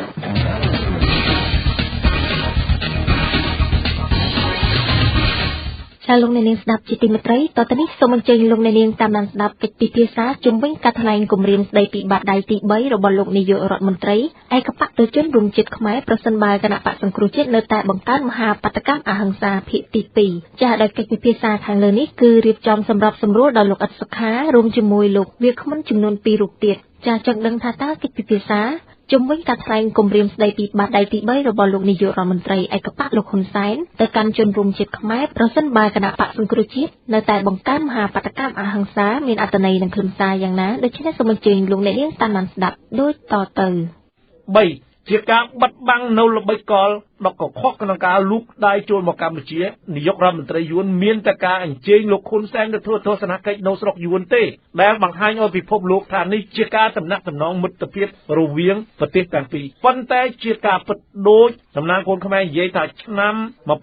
1997សភាពការវ័យគ្នានៅក្នុងប្រទេសកម្ពុជាស្លាប់មនុស្សមុននោះក៏លោកនាយកហ៊ុនសែនទៅប្រទេសវៀតណាមដែរនេះជាចំណុចមួយដែលយើងត្រូវតែចាប់អារម្មណ៍សិក្សាឡើងវិញហើយខ្ញុំទស្សនៈរបស់ខ្ញុំថាថ្ងៃទី5ទី6ខែកក្កដាឆ្នាំ1997សម្ដេចក្រមព្រះមិនដឹងលោកយល់ឃើញមិនទេប៉ុន្តែខ្ញុំឃើញថានោះគឺជាការប្រកួតប្រជាប្រិយភាពមិនមែនជារឿងរបស់ខ្មែរទេគឺជារឿងរបស់យួនប្រសិនបើទុកសភាពការនៅដដែលគណៈបកប្រជាជនមិនអាចជាប់ឆ្នោតទេពីព្រោះពេលនោះទោះបីយ៉ាងណាក៏ដោយប្រងម្ចាស់នរោត្តមរណរដ្ឋក៏ជាតួនយោបាយមួយប្រកែខាងការកសាងអភិវឌ្ឍប្រទេសដែរទោះបីជាគាត់អន់ចំណុចណាក៏ចំណុចអភិវឌ្ឍប្រទេសគាត់ប្រកែដែរដូច្នេះប្រជាប្រិយភាពភុនសិនពេជ្រទាំងឡើងគណៈបកប្រជាជននឹងអស់មានលទ្ធភាពដើម្បីប្រកួតសម្រាប់អាណត្តិទី2ទៀតហើយដូច្នេះតម្លាក់សម្ដេចក្រមព្រះគឺជាគោលដៅនៃយុទ្ធសាស្ត្រនយោបាយដែលមានការរៀបចំច្បាស់លាស់ពីយួនមួយទៀតខ្ញុំសូមជូនបទពិសោធន៍មួយទៀតបទពិសោធន៍ក្នុងអតីតកាលនៅឆ្នាំ1976ដើមឆ្នាំលេយើងអគ្គលេខាធិការមជ្ឈិមបករបស់វៀតណាមបានធ្វើដេកាកោះគឺលិខិតអញ្ជើញនោះវាស្មើនឹងដេកាកោះអោយប៉ុលពតទៅប្រជុំនៅហាណូយប៉ុន្តែពេលនោះប៉ុលពតពិនិត្យឃើញថាលិខិតនេះវាមិនសមនឹងការចូលរួមរបស់ប៉ុលពតទេប៉ុលពតក៏បានអោយវ៉ាន់វេតដឹកនាំប្រតិភូទៅប្រជុំនៅហាណូយនៅពេលនោះហើយដែលយួនមើលឃើញថាប៉ុលពតមិនទទួលយកដំបូន្មានរបស់យួនទេក៏ចាប់ផ្ដើមវាយលុកសមរភូមិមួយនៅស្រុកស្នួលខេត្តកញ្ចេះនៅឆ្នាំ1976នេះឯងនេះជាចំណុចដែលខ្មែរយើងត្រូវតែសិក្សាឲ្យច្បាស់ថាការអញ្ជើញលោកហ៊ុនសែនទៅទីក្រុងហាណូយមិនមែនជាព្រឹត្តិការណ៍មួយសាមញ្ញមិនមែនជាការទូទេខ្ញុំសូមកត់សម្គាល់ដែលខ្ញុំហ៊ានថាដូចនេះទី1យួនដឹងច្បាស់ថារដ្ឋាភិបាលបច្ចុប្បន្នជារដ្ឋាភិបាលមិនស្របច្បាប់មិនអាចតំណាងឲ្យអធិបតេយ្យភាពរបស់កម្ពុជាបានពេញលេញទេម្យ៉ាងទៀតយួនយល់ច្បាស់ណាស់ថាច្បាប់អន្តរជាតិកាលណាបើសិនជារដ្ឋមួយមិនទាន់ពេញលក្ខណៈច្បាប់ទៅចុះហត្ថលេខាបានប្រយោជន៍អីយួនសូម្បីតែសន្ធិសញ្ញាបំពេញបន្ថែមនេះសិក្សាឡើងវិញគេចុះហត្ថលេខាជាមួយភាគីអតីតរដ្ឋកម្ពុជានៅគេមិនទុកចិត្តទៀតពេលនោះជារដ្ឋាភិបាលមួយអញ្ចឹងដែរជារដ្ឋាភិបាលអាយ៉ងដើម្បីលុបកុំអោយមានការចោទប្រកាន់ថាសន្ធិសញ្ញានោះកើតចេញពីរដ្ឋាភិបាលអាយ៉ងគេនឹងដាក់ចូលទៅឲ្យសភាបង្ខំឲ្យរដ្ឋសភាខ្មែរនឹងអនុម័តទៅលើសន្ធិសញ្ញាបំពេញបន្ថែមដូច្នេះយួនមិនមែនល្ងងអញ្ជើញលោកហ៊ុនសែនដើម្បីទៅចុះកិច្ចព្រមព្រៀងណាមួយជាផ្លូវការជាមួយយួននោះទេពីព្រោះក្នុងកាលៈទេសៈនេះយួនដឹងច្បាស់ណាស់ទោះបីជាមានសន្ធិសញ្ញាអន្តរជាតិរវាងយួនខ្មែរក៏គ្មានបានប្រយោជន៍ក៏គ្មានសុពលភាពស្របតាមច្បាប់ជាតិនិងអន្តរជាតិដែរតើហេតុដូចម្តេចបានជាយួនអញ្ជើញលោកហ៊ុនសែនទៅទស្សនកិច្ចនៅស្រុកយួនដោយខ្ញុំបានលើកខាងលើចឹងជាការលើកទឹកចិត្តដល់គណៈបកប្រជាជនកម្ពុជាពិសេសក្រុមមេគណៈបកប្រជាជនកម្ពុជាដែលជាក្រុមស្នូលរបស់គេដែលគេចាត់ទុកថាជាក្រុមស្នូលជាមនុស្សថ្លើមប្រមាថរបស់គេកុំអោយស្លុតទៅនឹងស្ថានភាពបច្ចុប្បន្នដែលប្រជាពលរដ្ឋខ្មែរបានពុះកញ្ជ្រោលប្រឆាំងទៅនឹងអំពើអយុត្តិធម៌អំពើពុករលួយនិងការបាត់បង់ទឹកដីដែលធ្វើឲ្យប្រទេសរ៉ាំរ៉ាយហើយប្រទេសអាចថយក្រោយ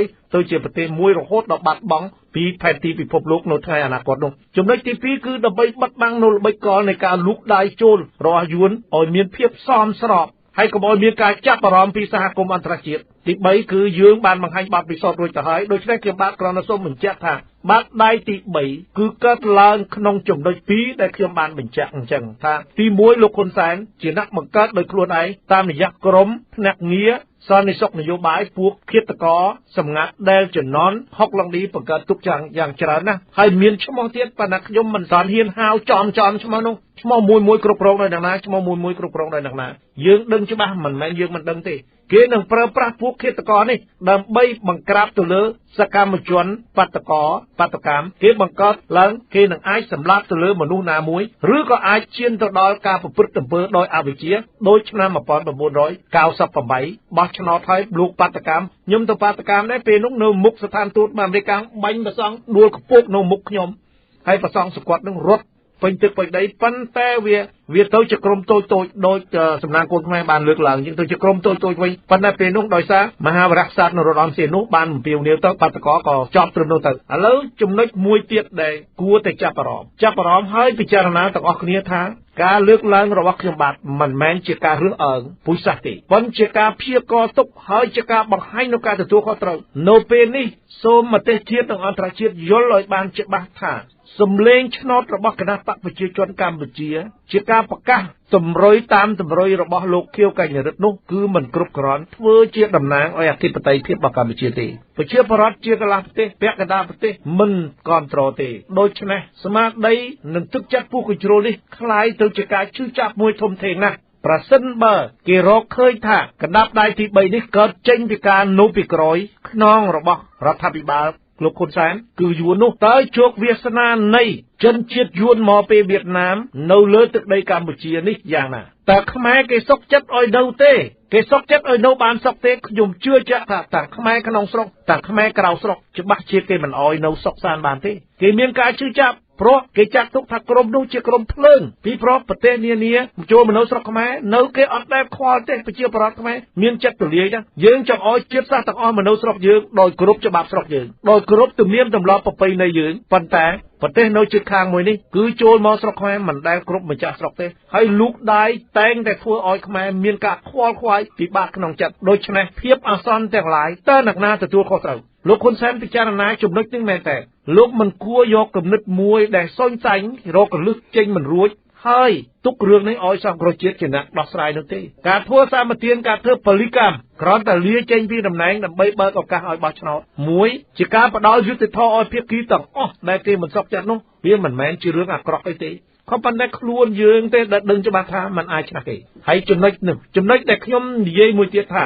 យើងបានប្រព្រឹត្តនៅអំពើរើសអើងទៅលើប្រទេសមួយចំនួនហើយសហគមន៍គេអោយដំបូន្មានយើងអត់ស្ដាប់ការអនុវត្តច្បាប់អន្តរប្រវេសន៍ធ្វើតែទៅលើជនជាតិដូចជនជាតិម៉ុងតាញ៉ានិងជនជាតិមួយចំនួននៅប្រទេសចិនជនជាតិភាគតិចនៅប្រទេសចិននិងជនជាតិមួយចំនួននៅអឺរ៉ុបប៉ុន្តែដោយឡែកជនជាតិយួនដែលចូលមកច្រើនសន្ធឹកសន្ធាប់យើងសួរតើរដ្ឋាភិបាលកម្ពុជាហ៊ានមានយន្តការអនុវត្តចាប់បញ្ជូនទៅវិញឬក៏ឲ្យតុលាការខ្មែរកាត់ទោសតាមច្បាប់ខ្មែរទេអត់ហ៊ានទេចំណុចនេះមានតែក្មេងបៀមដាយទេដែលជឿថាប្រទេសកម្ពុជាឯករាជ្យវាយួនដោយឡែកអ្នកដែលគេមានសតិសម្បជញ្ញៈអ្នកដែលគេមានចំណេះដឹងទៅគេឃើញថាប្រទេសយើងមិនមានឯករាជ្យពីប្រទេសយួនទេដូច្នេះខ្ញុំបាទសូមជម្រាបឲ្យបងប្អូនយើងពិសេសជាសារដល់រដ្ឋាភិបាលកម្ពុជាហើយជាសារដល់ប្រទេសវៀតណាមថាត្រូវគិតពីជោគវាសនារបស់ជនជាតិយួនមកពីប្រទេសវៀតណាមនៅក្នុងស្រុកខ្មែរនេះឲ្យច្បាស់លាស់មែនដូច្នេះដើម្បីឲ្យជនជាតិយួនដែលមកពីប្រទេសវៀតណាមនៅសុខសាន្តនៅក្នុងប្រទេសកម្ពុជារដ្ឋាភិបាលក្រុងហាណូយមិនត្រូវលូកដៃចូលមកកម្ពុជាទេបញ្ហាកម្ពុជាគឺកម្ពុជាដោះស្រាយដោយខ្លួនឯងកម្ពុជាចង់រស់នៅក្នុងនាមជាជាតិសាសន៍មួយដោយសុខសាន្តហើយគោរពគ្នាទៅវិញទៅមកជាមួយនឹងប្រទេសជិតខាងបាទសូមអរគុណលោកស៊ិនតិនដែលបានបង្ហាញអស់លោកអ្នកស្ដាប់អំពីប្រវត្តិសាស្ត្រអតីតកាលដែលជាប់ពាក់ព័ន្ធទៅនឹងរឿងបញ្ហាជាមួយយួនដែលមានហេតុតា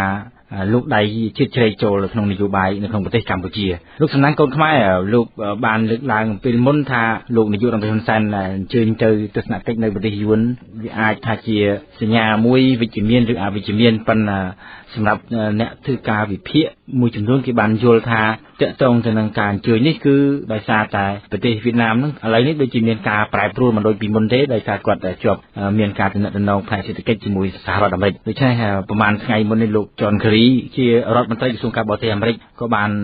អំពាវនាវឲ្យការចាប់ការនយោបាយហ្នឹងឲ្យអ្នកនយោបាយដោះស្រាយនៅបញ្ហាហ្នឹងប៉ុន្តែអាចថាលោក John Kerry អាចយល់ច្បាស់ដឹងពីភូមិសាស្ត្រនយោបាយនៅប៉ៃអាស៊ីថាអាចដាក់ទម្ងន់ទៅលើ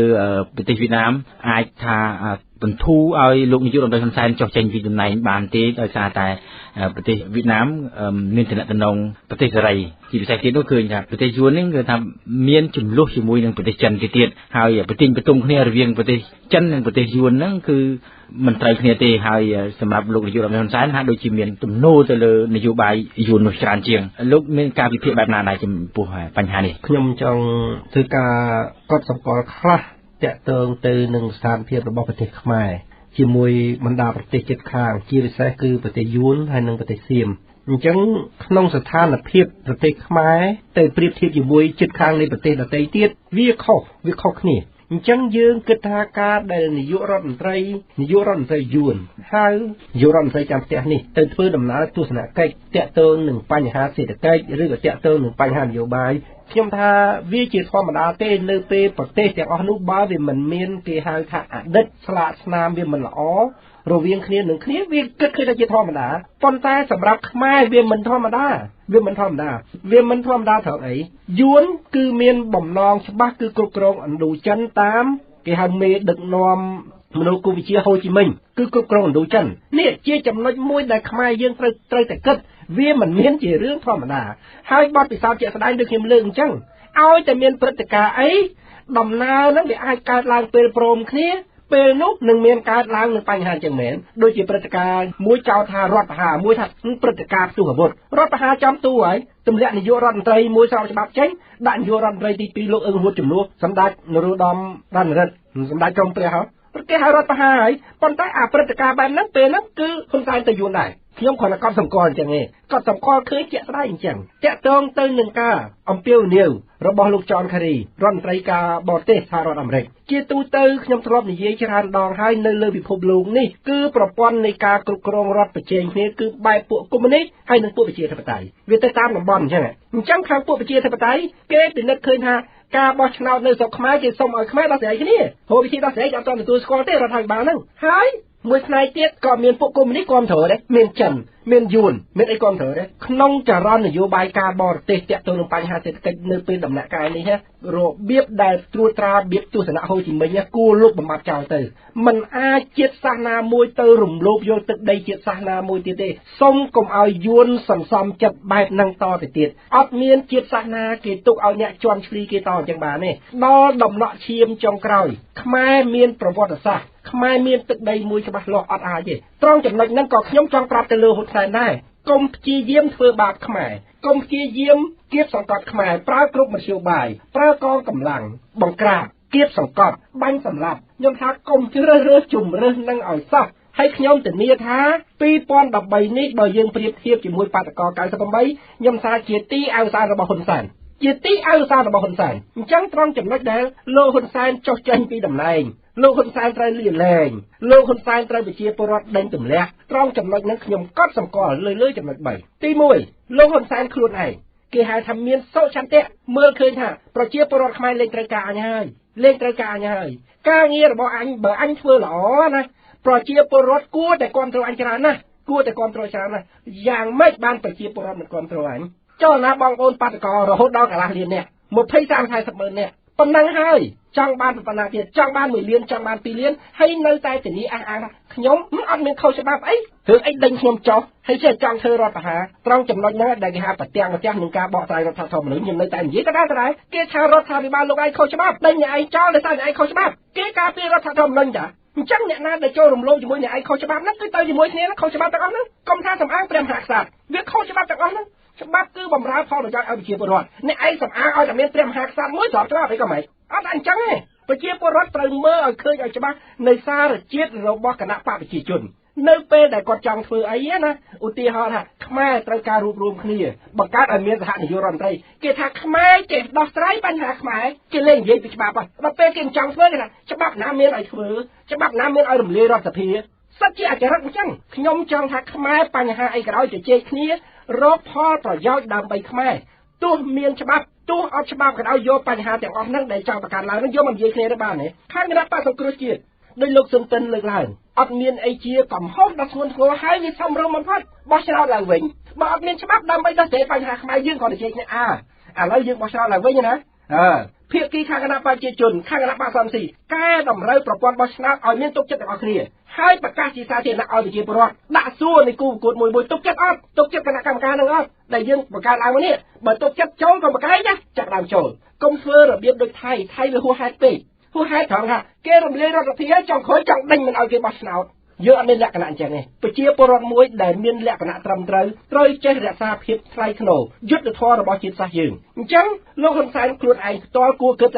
តថាខ្លួនអាចលាលែងនឹងការរៀបចំដោយមើលឃើញក្នុងពធគេថាហេរេអតបៈខ្ពើមអំពើបាបខ្ពើមអំពើអាក្រក់អូគេដេញអញដល់ថ្នាក់ហ្នឹងហើយគេស្រែកអញពេញក្រុងរៀងរាល់ថ្ងៃ4 10ថ្ងៃជាប់គ្នាឡើងខ្ទរឬសូតាមក្នុងវិជាហើយមិនមែនលោកហ៊ុនសែនអញមិនដឹងស្រួលទេមិនស្រួលទេតែវាអាចស្រួលចំពោះបុគ្គលដែលគ្មានហេរេអតបៈអត់ចេះខ្ពើមអត់ចេះខ្លាចវិជាពលរដ្ឋសូមកាត់សំណាងកូនខ្មែរបន្តិចដោយសារលោកលើកឡើងពីទស្សនវិជ្ជានៅស្ថានភាពនយោបាយនៅប្រទេសកម្ពុជានិងប្រទេសថៃប៉ុន្តែហេតុអីបានជាលោកនាយករដ្ឋមន្ត្រីហ៊ុនសែនមិនព្រមចុះចេញពីតំណែងហើយមិនព្រមឲ្យមានការរៀបចំការបោះឆ្នោតឡើងវិញដោយសារថាបើសិនជាមានការរៀបចំបោះឆ្នោតឡើងវិញនោះគណៈបព្វជិជនកម្ពុជានឹងចាញ់ឆ្នោតប៉ុន្តែបើយើងប្រៀបធៀបទៅប្រទេសថៃរដ្ឋាភិបាលប្រទេសថៃដែលដឹកនាំដោយអ្នកស្រីយីងឡាក់វិញគេសុខចិត្តរំលែកសភាហើយនឹងគេនឹងបោះឆ្នោតឡើងវិញប៉ុន្តែគេជឿជាក់ថានឹងចប់ឆ្នោតសាជាថ្មីវិញចំណុចនេះតើលោកសំណាងលោកខ្វាយវិភាគបែបណាខ្ញុំសង្ឃឹមឲ្យខ្លីប្រហែលជាអ្នកសួរនោះក៏ដឹងដែរដឹងថាបើលោកហ៊ុនសែនក៏លាលែងឲ្យបោះឆ្នោតឡើងវិញហ៊ុនសែនក៏ចាញ់តែជាងឡាក់បើគាត់លាលែងក៏បោះឆ្នោតឡើងវិញក៏ទីណាគាត់គិតឃើញថាអញ្ចឹងប៉ុន្តែដែលខ្ញុំចង់បញ្ជាក់នៅក្នុងស្ថានភាពរវាងស្រុកខ្មែរហើយនិងស្រុកថៃដូចខ្ញុំចង់តែគាត់សម្គាល់រវាងគណៈបព្វឆាំងរបស់ថៃវាហួសហេតុពេកការហួសហេតុពេកហ្នឹងខ្ញុំក៏ចង់មកបញ្ជាក់ថាគណៈបព្វឆាំងនៅស្រុកខ្មែរដែរកុំឲ្យវាជ្រុលហួសក្នុងដំណើរណាដែលធ្វើឲ្យខ្ទេចខ្ទីដោយគោលនយោបាយរបស់គណៈបព្វសង្គ្រោះជាតិមិនយកខ្មែរណាជាសត្រូវពាក្យមិនយកខ្មែរណាជាសត្រូវហ្នឹងសូមឲ្យគិតតាំងពីពាក្យសម្ដីរបស់ខ្លួនកុំឲ្យវាមានការជ្រុលក្រែងលោដល់ពេលយើងត្រូវគ្នាហើយយើងរត់និយាយគ្នាមិនកើតប៉ុន្តែអត្តចរិតខ្មែរខ្ញុំថានិយាយខ្មែរខ្ញុំក៏នៅក្នុងខ្មែរដែរណាមិនថាខ្ញុំល្អទេខ្ញុំសូមបងប្អូនអ្នកស្ដាប់ឲ្យជួយគិតផងអញ្ចឹងសំណួរលោកអ៊ុនសុខាតាក់ទងរឿងស្ថានភាពថៃលាលែងឲ្យគេឲ្យបោះឆ្នោតវិញហើយលោកហ៊ុនសែនមិនព្រមលាលែងហ្នឹងទីមួយលោកហ៊ុនសែនបើថាបោះឆ្នោតឡើងវិញគាត់ចាញ់ច្បាស់ខ្លួនគាត់ចឹងមកដល់ហើយអារឿងគាត់យល់ហើយថាគ្មានច្បាប់ណាឲ្យបោះឆ្នោតឡើងវិញគ្មានច្បាប់ឲ្យណាលេងពីអានោះទៅចលេះបើគាត់ចង់ធ្វើគាត់មានហេតុផលថាត្រូវតែធ្វើអញ្ចឹងអ្នកនយោបាយត្រូវតែរួមគ្នាដោះស្រាយបញ្ហាខ្មែរហើយជាអត្តចរិតរបស់អ្នកនយោបាយខ្មែរផងដោយសារបងប្អូនខ្មែរយើងមិនចេះតាមដានអត្តចរិតអ្នកនយោបាយហើយតែស្អប់ហ៊ុនសែនភ្លេចអ្នកនយោបាយមួយទៀតឡើយអញ្ចឹងត្រង់ចំណុចនេះខ្ញុំចង់ឲ្យអ្នកនយោបាយត្រូវធ្វើការដោះស្រាយនឹងការជជែកគ្នាហើយខ្ញុំសូមប្រកាសជាសាធារណៈប្រាប់បងប្អូនប្រជាពលរដ្ឋក្នុងជីវិតរបស់ខ្ញុំមិនអាចធ្វើអីណាមួយបាននៅពេលដែលគ្មានបងប្អូនប្រជាពលរដ្ឋគ្រប់គ្រងខ្ញុំចង់និយាយថាម៉េចបើបងប្អូនយល់ឃើញថាខ្លួនខ្ញុំមួយអាចជួយបងប្អូនប្រជាពលរដ្ឋពិសេសការទាមទាររោគយុទ្ធធម៌នេះគណៈបកសង្គ្រោះជាតិមានលោកសំទីលោកកម្មសខាតាហ៊ានដើរផ្លូវអាក្រក់ខ្ញុំប្រាប់ថាខ្ញុំដឹកនាំខ្ញុំធ្លាប់ប្រកាសនៅក្នុងខ្សែប៉ុស្តិ៍នឹងដងឯណាទាមទារយុទ្ធធម៌ឲ្យបានត្រឹមត្រូវនៅក្នុងសង្គមយើងកុំឲ្យបែកបាក់ជាតិខ្មែរចាញ់បោហ៊ុនសែនមកចាញ់បោគណៈបកសង្គ្រោះជាតិមកជាន់ទៀតខ្ញុំសូមឲ្យបងប្អូនបាតកោសូមឲ្យលោកសំរងស៊ីកុំប្រើផ្លូវនឹងដើម្បីឲ្យខ្មែរជឿចាប់ឲ្យទោសតែសោះនេះជារឿងចុងក្រោយរបស់ប្រជាពលរដ្ឋខ្មែរនេះជារឿងការទាមទារចុងក្រោយរបស់ប្រជាពលរដ្ឋខ្មែររឿងលោកហ៊ុនសែនមានច្រើនណាស់បងប្អូនប្រជាពលរដ្ឋខ្មែរថា97 98 93ហ៊ុនសែននេះទៅម្ដងហើយមានព្រះមហាក្សត្រជួយទាញមកឲ្យមកវិញអា98មានទៅម្ដងហើយមានព្រះមហាក្សត្រទាញមកវិញទៀតច្រើនដងណាស់ជាឱកាសហ៊ុនសែនដែលគេហៅថា strong man in Cambodia ជាបរិសុទ្ធខ្លាំងនៅអាស៊ីបរិសុទ្ធខ្លាំងនៅកម្ពុជាខ្ញុំថាអត់ខ្លាំងទេអ្នកហ៊ុនសែនដែលខ្ញុំមើលអត់ខ្លាំងទេមនុស្សហ៊ុនសែនដែលតាមខ្ញុំមើលដួងចិត្តខ្ញុំវិញកំសាកប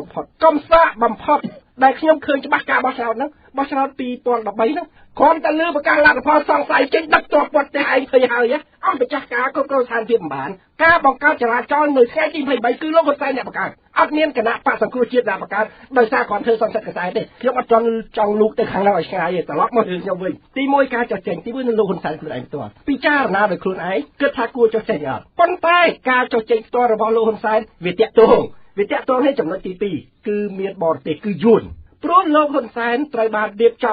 ំជាសេណារីយ៉ូដែលយួនរៀបចំឲ្យដែលប្រទេសខ្មែរយើងតាំងពី79មកមាននាយករដ្ឋមន្ត្រី3ប៉ែនសវណ្ណច័ន្ទស៊ីហ៊ុនសែនប៉ែនសវណ្ណច័ន្ទស៊ីហ៊ុនសែនលោកប៉ែនសវណ្ណជាប់គុកដោយសារមានហេតុផលមួយចំនួនមិនធ្វើតាមយួនដូចជាចង់ឲ្យកាប់ព្រៃចង់ឲ្យយួនចូលមកនៅក្នុងស្រុកតាមនយោបាយ5គ្រួសារពលរដ្ឋ1គ្រួសារនេះជាការប្រឆាំងអាណានិគមយួនចូលមកប្រទេសកម្ពុជាដោយខុសច្បាប់ហើយនឹងការពៀផលប្រយោជន៍មួយចំនួនហើយសប្តាហ៍ថ្ងៃនេះលោកប៉ែនសវណ្ណនៅក្នុងគណៈបកសង្គ្រោះជាតិអញ្ចឹងប្រហែលជាគណៈបកសង្គ្រោះជាតិមានបទពិសោធន៍ច្រើនដោយសារមានអ្នកនយោបាយមួយដែលស្គាល់ពីបទពិសោធន៍យួនអញ្ចឹងកុំភ្លេចលោកប៉ែនសវណ្ណអសោះអាសាយកគាត់មកសួរទៅគេលោកបានព័ត៌មានគាត់ខ្លះកុំទុកស្មារតីគាត់ចាស់ហើយខ្លាចស្លាប់ឲ្យបានព័ត៌មានអី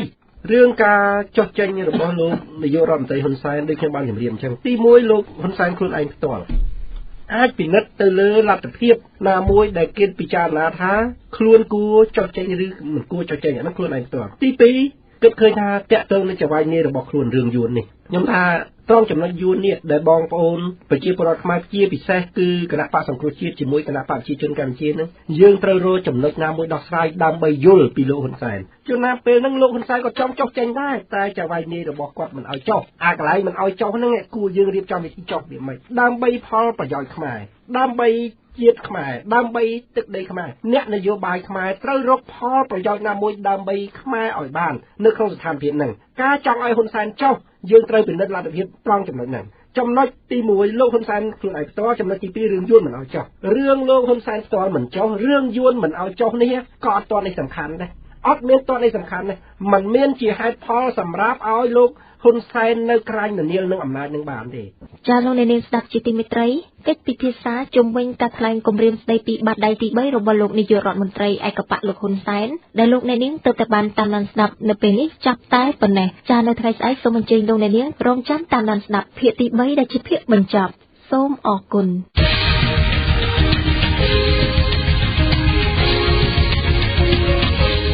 ចាលោកអ្នកនាងស្ដាប់ជាទីមេត្រីតទៅនេះសូមអញ្ជើញលោកអ្នកនាងតាមដានស្ដាប់នាទីសប្បុរសធម៌ដែលជម្រាបជូនដល់លោកសវណ្ណរិទ្ធីដែលមានជាបន្តដូចតទៅបាទជម្រាបសួរប្រិយមិត្តអ្នកស្ដាប់វិទ្យុខ្មែរប៉ុស្តិ៍ទាំងអស់ជាទីមេត្រីនាទីជួបជាមួយនឹងសប្បុរសជនរបស់វិទ្យុខ្មែរប៉ុស្តិ៍នៅថ្ងៃនេះរួមមានប្រជាពលរដ្ឋខ្មែររស់នៅទីក្រុង Boston សហរដ្ឋអាមេរិកមានដូចជាបងប្អូនខ្មែររស់នៅរដ្ឋ Hawaii សហរដ្ឋអាមេរិកតាមរយៈអ្នកស្រី Miss Savern ក្នុងនោះមានលោកកុងរីណូឧបត្ថម្ភ$200សហរដ្ឋអាមេរិកលោកសុករ៉នឧបត្ថម្ភ$100សហរដ្ឋអាមេរិកលោកកុងរឿនឧបត្ថម្ភ$100សហរដ្ឋអាមេរិកនិងអ្នកស្រី Miss Savern ឧបត្ថម្ភ$200សហរដ្ឋអាមេរិកសរុបទាំងអស់មានចំនួន$600សហរដ្ឋអាមេរិកទឹកប្រាក់នេះផ្ដល់ជូនលោកមេឃ ស្វណ្ណរាសម្រាប់បំពេញបេសកកម្មក្នុងផ្លូវមនុស្សធម៌និងទិញម្ហូបអាហារចែកជូនក្រុមបាតកោគណៈបក្សសង្គ្រោះជាតិលោកសុខាន់សំលោកហៀងសំនៀងលោកកុសលនៅលោកថនសរនលោករីឈី Tiger លោករិនលោកសុកវ៉ាតបានរៃអង្គាសជាថវិកាបានចំនួន$260សហរដ្ឋអាមេរិកទឹកប្រាក់នេះឧបត្ថម្ភទៅដល់ក្រុមបាតកោគណៈបក្សសង្គ្រោះជាតិប្រជាពលរដ្ឋខ្មែររស់នៅវ៉ាន់ណៃរដ្ឋ California សហរដ្ឋអាមេរិកតាមរយៈអ្នកស្រីច័ន្ទសុជាតិបានរៃអង្គាសជាថវិកាបានចំនួន$1950សហរដ្ឋអាមេរិកក្នុងនោះទឹកប្រាក់ចំនួន$1550សហរដ្ឋអាមេរិកជូនលោកកឹមសុខាអនុប្រធានគណៈបក្សសង្គ្រោះជាតិសម្រាប់ទិញម្ហូបអាហារចែកជូនក្រុមបាតកោគណៈបក្សសង្គ្រោះជាតិឧបត្ថម្ភមកដល់វិទ្យុខ្មែរប៉ុស្តិ៍ចំនួន$200សហរដ្ឋអាមេរិកឧបត្ថម្ភស្ត្រីឆ្លងទន្លេដោយវះកាត់ឈ្មោះទីសមុំចំនួន$150សហរដ្ឋអាមេរិកនិង$50សហរដ្ឋអាមេរិកសម្រាប់សេវាផ្ញើប្រាក់ពីប្រទេសបារាំងតាមរយៈលោកកងសឿនប្រជាពលរដ្ឋខ្មែរបានរៃអង្គាសជាទឹកប្រាក់បានចំនួន$470.48សហរដ្ឋអាមេរិកក្នុងនោះបានឧបត្ថម្ភមកដល់វិទ្យុខ្មែរប៉ុស្តិ៍ចំនួន$50សហរដ្ឋអាមេរិកនិងឧបត្ថម្ភទៅដល់ក្រុមបាតកោដែលបានចូលរួមធ្វើបាតកម្មរបស់គណៈបក្សសង្គ្រោះជាតិចំនួន$420.48សហរដ្ឋអាមេរិកពីប្រទេសបារាំងដដែលតាមរយៈលោក David Savan លោកលៀនសេនបានឧបត្ថម្ភទឹកប្រាក់ចំនួន$500សហរដ្ឋអាមេរិកទឹកប្រាក់នេះសម្រាប់ទិញម្ហូបអាហារជូនវរៈបាតកោគណៈបក្សសង្គ្រោះជាតិតាមរយៈលោក David Savan ដដែលប្រជាពលរដ្ឋខ្មែររស់នៅទីក្រុង Seattle សហរដ្ឋអាមេរិកក្នុងនោះមានលោកគ្រីលវិស្នាបងសុភ័ណ្ឌបងផាន់បងស្រីម៉ូនីកាមីងណារ៉ុំបងគឹមបូរិនបងសនស្រុនបងអតបងខេវិនមីងភៀបព្រមទាំងគ្រួសារបងវឿតបានរៃអង្គាសជាថវិកាបានចំនួន$800សហរដ្ឋអាមេរិកទឹកប្រាក់នេះសម្រាប់ទិញម្ហូបអាហារចែកជូនក្រុមបាតកោគណៈបក្សសង្គ្រោះជាតិលោកនិងលោកស្រីគីមវ៉ែនឌីរស់នៅទីក្រុងឡុងប៊ិចបានឧបត្ថម្ភអង្គចំនួន1តោនទៅដល់ក្រុមបាតកោគណៈបក្សសង្គ្រោះជាតិពីប្រទេសកូរ៉េខាងត្បូងតាមរយៈលោកយឹមស៊ីណនតំណាងវិទ្យុខ្មែរប៉ុស្តិ៍ប្រចាំប្រទេសកូរ៉េខាងត្បូងពលករខ្មែររស់នៅទីក្រុងខ្វាងជូមានដូចជាលោកសេតសុធាបានឧបត្ថម្ភ$50,000វ៉ុនលោកសារឿន$50,000វ៉ុនលោកហុក$30,000វ៉ុនលោកច័ន្ទដន$20,000វ៉ុនលោកច័ន្ទថូ$20,000វ៉ុនលោកណាង$20,000វ៉ុនលោកណាវឡៃ$20,000វ៉ុនលោកច័ន្ទថា$10,000វ៉ុនលោកយុនឡា$10,000វ៉ុនលោកប៊ុនធឿន$10,000វ៉ុនសរុបជាទឹកប្រាក់មានចំនួន$24,000វ៉ុន ក្នុងនោះទឹកប្រាក់ចំនួន 50,000 វ៉ុនឧបត្ថម្ភមកដល់វិទ្យុខ្មែរប៉ុស្តិ៍និង 19,000 វ៉ុនឧបត្ថម្ភទៅដល់ក្រុមបាតកោគណៈបកសង្គ្រោះជាតិពីប្រទេសកូរ៉េខាងត្បូងដដែលពលករខ្មែររស់នៅតំបន់សេរ៉ាសាន់អុកមានដូចជាលោកយោរតនាបានឧបត្ថម្ភ 50,000 វ៉ុនលោកតាំងជាឧបត្ថម្ភ 50,000 វ៉ុនលោកវិចាឧបត្ថម្ភ 50,000 វ៉ុនលោកសេនឧបត្ថម្ភ 50,000 វ៉ុនលោកភ័ក្រឧបត្ថម្ភ 50,000 វ៉ុនលោកត្រាឧបត្ថម្ភ 50,000 វ៉ុនលោកសៀងមករាឧបត្ថម្ភ 50,000 វ៉ុនផុកលីកឧបត្ថម្ភ 20,000 វ៉ុនច័ន្ទរំឧបត្ថម្ភ 20,000 វ៉ុនវិរៈឧបត្ថម្ភ 20,000 វ៉ុនសរុបជាទឹកប្រាក់មានចំនួន 43,000 វ៉ុនទឹកប្រាក់នេះឧបត្ថម្ភទៅដល់គណៈបកសង្គ្រោះជាតិបងប្អូនខ្មែររស់នៅរដ្ឋចរចាសហរដ្ឋអាមេរិកមានដូចជាលោកច័ន្ទយឿនលោកជាសំណាងលោកខែលហៀងលោកអៀមគុណវុឌ្ឍលោកស្វាយគីលោកសំប៊ុនធីលោកសៀដាមីបានរៀបអង្គាសយថាវិការបានចំនួន $390 សហរដ្ឋអាមេរិកក្នុងនោះទឹកប្រាក់ $300 សហរដ្ឋអាមេរិកឧបត្ថម្ភទៅដល់គណៈបកសង្គ្រោះជាតិនិង $50 សហរដ្ឋអាមេរិកឧបត្ថម្ភមកដល់វិទ្យុខ្មែរប៉ុស្តិ៍និង $40 សហរដ្ឋអាមេរិកផ្សេងទៀតជូនអ្នកស្រីច័ន្ទសុជាតិសប្បុរសជនខ្មែររស់នៅទីក្រុងញូវយ៉កសហរដ្ឋអាមេរិកមានដូចជាលោកចៅថៃអ្នកស្រីហេងសបានឧបត្ថម្ភចំនួន $200 សហរដ្ឋអាមេរិកក្នុងនោះទឹកប្រាក់ចំនួន $100 សហរដ្ឋអាមេរិកឧបត្ថម្ភមកដល់វិទ្យុខ្មែរប៉ុស្តិ៍និង $100 សហរដ្ឋអាមេរិកឧបត្ថម្ភទៅដល់គណៈបកសង្គ្រោះជាតិលោកឈៀងនិងលោកសុកហេងបានឧបត្ថម្ភមកដល់វិទ្យុខ្មែរប៉ុស្តិ៍ចំនួន $200 សហរដ្ឋអាមេរិកសប្បុរសជនឈ្មោះអាន់ខារ៉ាវ៉ារីបានឧបត្ថម្ភជាថវិកាមានចំនួន $600 សហរដ្ឋអាមេរិកក្នុងនោះទឹកប្រាក់ចំនួន $100 សហរដ្ឋអាមេរិកឧបត្ថម្ភមកដល់វិទ្យុខ្មែរប៉ុស្តិ៍ជូនលោកមីងសវណ្ណារាចំនួន $100 សហរដ្ឋអាមេរិកជូនយុវជនសួងសុភ័ណ្ឌ $100 សហរដ្ឋអាមេរិកជូនក្រុមលោកចៅសនលោកស្វាយវែងចំនួន $100 សហរដ្ឋអាមេរិកជូនក្រុមយុវជនខេមរិនចំនួន $100 សហរដ្ឋអាមេរិកជូនលោកយុនសុភាពចំនួន $100 សហរដ្ឋអាមេរិកលោកសនដុកបានឧបត្ថម្ភជាទឹកប្រាក់មានចំនួន $130 សហរដ្ឋអាមេរិកក្នុងនោះទឹកប្រាក់ចំនួន $100 សហរដ្ឋអាមេរិកឧបត្ថម្ភទៅដល់គណៈបកសង្គ្រោះជាតិនិង $30 សហរដ្ឋអាមេរិកឧបត្ថម្ភមកដល់វិទ្យុខ្មែរប៉ុស្តិ៍លោកយាយឯកវណ្ណាបានឧបត្ថម្ភទឹកប្រាក់ចំនួន $150 សហរដ្ឋអាមេរិកក្នុងនោះទឹកប្រាក់ $100 សហរដ្ឋអាមេរិកឧបត្ថម្ភមកដល់វិទ្យុខ្មែរប៉ុស្តិ៍សម្រាប់ទិញម៉ោងផ្សាយចូលទៅកាន់ប្រទេសកម្ពុជានិង $50 សហរដ្ឋអាមេរិកឧបត្ថម្ភក្រុមបាតកោគណៈបកសង្គ្រោះជាតិពលរដ្ឋខ្មែររស់នៅរដ្ឋ Colorado មានដូចជាលោកញិតឡាវលោកសៀកូលោកឈីមីសាឆាយលោកឆាសារឿនឡាវបានរៀបអង្គាសយថាវិការបានចំនួន $350 សហរដ្ឋអាមេរិកទឹកប្រាក់ចំនួន $250 សហរដ្ឋអាមេរិកឧបត្ថម្ភទៅដល់ក្រុមបាតកោគណៈបកសង្គ្រោះជាតិនិងឧបត្ថម្ភមកដល់វិទ្យុខ្មែរប៉ុស្តិ៍ចំនួន $100 សហរដ្ឋអាមេរិកផងដែរលោកកៅអ៊ុននិងក្រុមគ្រួសារបានឧបត្ថម្ភមកដល់វិទ្យុខ្មែរប៉ុស្តិ៍ចំនួន $120 សហរដ្ឋអាមេរិកសម្រាប់រយៈពេល1ឆ្នាំលោកអ៊ីសេងឡុងបានឧបត្ថម្ភមកដល់វិទ្យុខ្មែរប៉ុស្តិ៍ចំនួន $100 សហរដ្ឋអាមេរិកព្រះសង្ឃរួមជាមួយនឹងពុទ្ធបរិស័ទវត្តជោតនារាមនៅបរិយាញូវយ៉កបានរៀបអង្គាសយថាវិការបានចំនួន $360 សហរដ្ឋអាមេរិកសម្រាប់ឧបត្ថម្ភមកដល់វិទ្យុខ្មែរប៉ុស្តិ៍សូមបញ្ជាក់ថាទឹកប្រាក់ចំនួន $300 សហរដ្ឋអាមេរិកនេះបានមកពីទាយុទិនឡូននិងភរិយាប៉សុផុនទាយុនៅរំព្រះភិក្ខុកណ្ដាលវីរយៈធម្មោទាយិកាក្រឹងហុងទាយិកាដោសិផាតទាយុមុំសុភេននិងភរិយានប់ប៊ុនថាវីលោកស៊ីនសាងបានឧបត្ថម្ភមកដល់វិទ្យុខ្មែរប៉ុស្តិ៍ចំនួន $150 សហរដ្ឋអាមេរិកលោកឆាយឈុនឧបត្ថម្ភមកដល់វិទ្យុខ្មែរប៉ុស្តិ៍ចំនួន $120 សហរដ្ឋអាមេរិកនៅចុងបញ្ចប់នេះអ្នកស្រីគីមីមីនាយិការរងវិទ្យុខ្មែរប៉ុស្តិ៍ក៏សូមថ្លែងអំណរគុណចំពោះបងប្រុសម្នាក់ដែលបានជួបគ្នានៅប្រលានយន្តហោះភ្នំពេញហើយបានជួយឧបត្ថម្ភមកដល់អ្នកស្រីដើម្បីលើកទឹកចិត្តចំនួន $200 សហរដ្ឋអាមេរិកផងដែរបាទខ្ញុំសវណ្ណរិទ្ធីវិទ្យុខ្មែរប៉ុស្តិ៍ KPR ធ្វើសេចក្តីរាយការណ៍ពីទីក្រុងភ្នំពេញបាទសូមជម្រាបសួរប្រិយមិត្តស្ដាប់វិទ្យុខ្មែរប៉ុស្តិ៍ជាទីមេត្រីខ្ញុំបាទសុកស៊ីវិនថ្ងៃនេះក៏ខ្ញុំសូមធ្វើសេចក្តីថ្លែងអំណរអគុណដល់សប្បុរសជនទាំងអស់ក្នុងការជួយគាំទ្រដល់វិទ្យុខ្មែរប៉ុស្តិ៍ក៏ដូចជាគាំទ្រដល់គណៈបកសង្គ្រោះជាតិដែលមានឈ្មោះដូចខាងក្រោមនេះលោកម៉ៃនិងភរិយា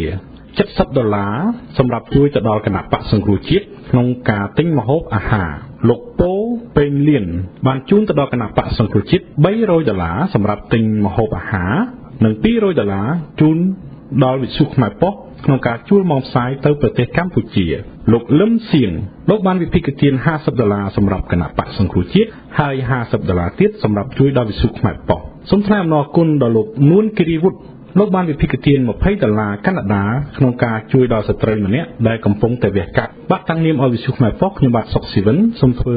សេចក្តីថ្លែងអំណរអគុណនេះដល់សប្បុរសជនទាំងអស់សូមឲ្យអស់លោកស្រីនិងនាងកញ្ញាទាំងអស់បានប្រកបទៅដោយពុទ្ធពរទាំង4ប្រការគឺអាយុវណ្ណៈសុខៈនិងពលៈកំបីគ្លៀងគ្លាតឡើយខ្ញុំបាទសុកស៊ីវិនក៏ឆ្លៀតឱកាសនេះផងដែរសូមធ្វើសេចក្តីរំលឹកនៃការបុណ្យចូលឆ្នាំខ្មែរនៅឯទីក្រុងម៉ូរីអាល់ដែលប្រព្រឹត្តឡើងនៅថ្ងៃអាទិត្យទី29ខែធ្នូឆ្នាំ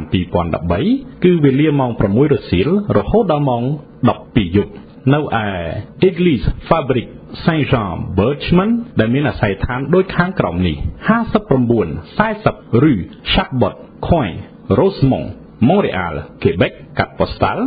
H2G 2T1បាទពលមានរំលឹកសូមបងប្អូនមេត្តាតាក់ទងបងស្រីជីវសុភាតាមខ្សែលេខទូរស័ព្ទ514 513 8693លោកដាវីតដួងតាមខ្សែលេខទូរស័ព្ទ514 329 0030លោកពេងថងហេងតាមខ្សែលេខទូរស័ព្ទ450 616 1156លោកវណ្ណារីតាមខ្សែលេខទូរស័ព្ទ514 885 4153បាទខ្ញុំសូមការអនុញ្ញាតរំលឹកថ្ងៃទី29ខែធ្នូឆ្នាំ2013ផងដែរគឺមានការប្រជុំវិទ្យុខ្មែរប៉ុស្តិ៍ប្រចាំឆ្នាំគឺនៅឯ Église គឺនៅព្រះវិហារតាមអាស័យដ្ឋានដូចខាងក្រោមនេះគឺ1895 Rue de l'Église កែងផ្លូវ Maxellereng បាទពលមានរំលឹកសូមបងប្អូនមេត្តាតាក់ទងខ្ញុំបាទសុកស៊ីវិនតាមខ្សែលេខទូរស័ព្ទ514 573 1679កម្មវិធីនេះនឹងប្រព្រឹត្តឡើងពីម៉ោង1រហូតដល់ម៉ោង4រសៀលសូមអរគុណអស់លោកអ្នកនាងកញ្ញាជាទីមេត្រីការផ្សាយរបស់វិទ្យុខ្មែរប៉ុស្តិ៍នៅពេលនេះចប់តែប៉ុណ្ណេះសូមលោកអ្នកនាងកញ្ញាបានប្រកបដោយសិរីសួស្តីនិងសុភមង្គលគ្រប់ពេលវេលាវិទ្យុខ្មែរប៉ុស្តិ៍នឹងវិលមកជួបអស់លោកអ្នកនាងជាថ្មី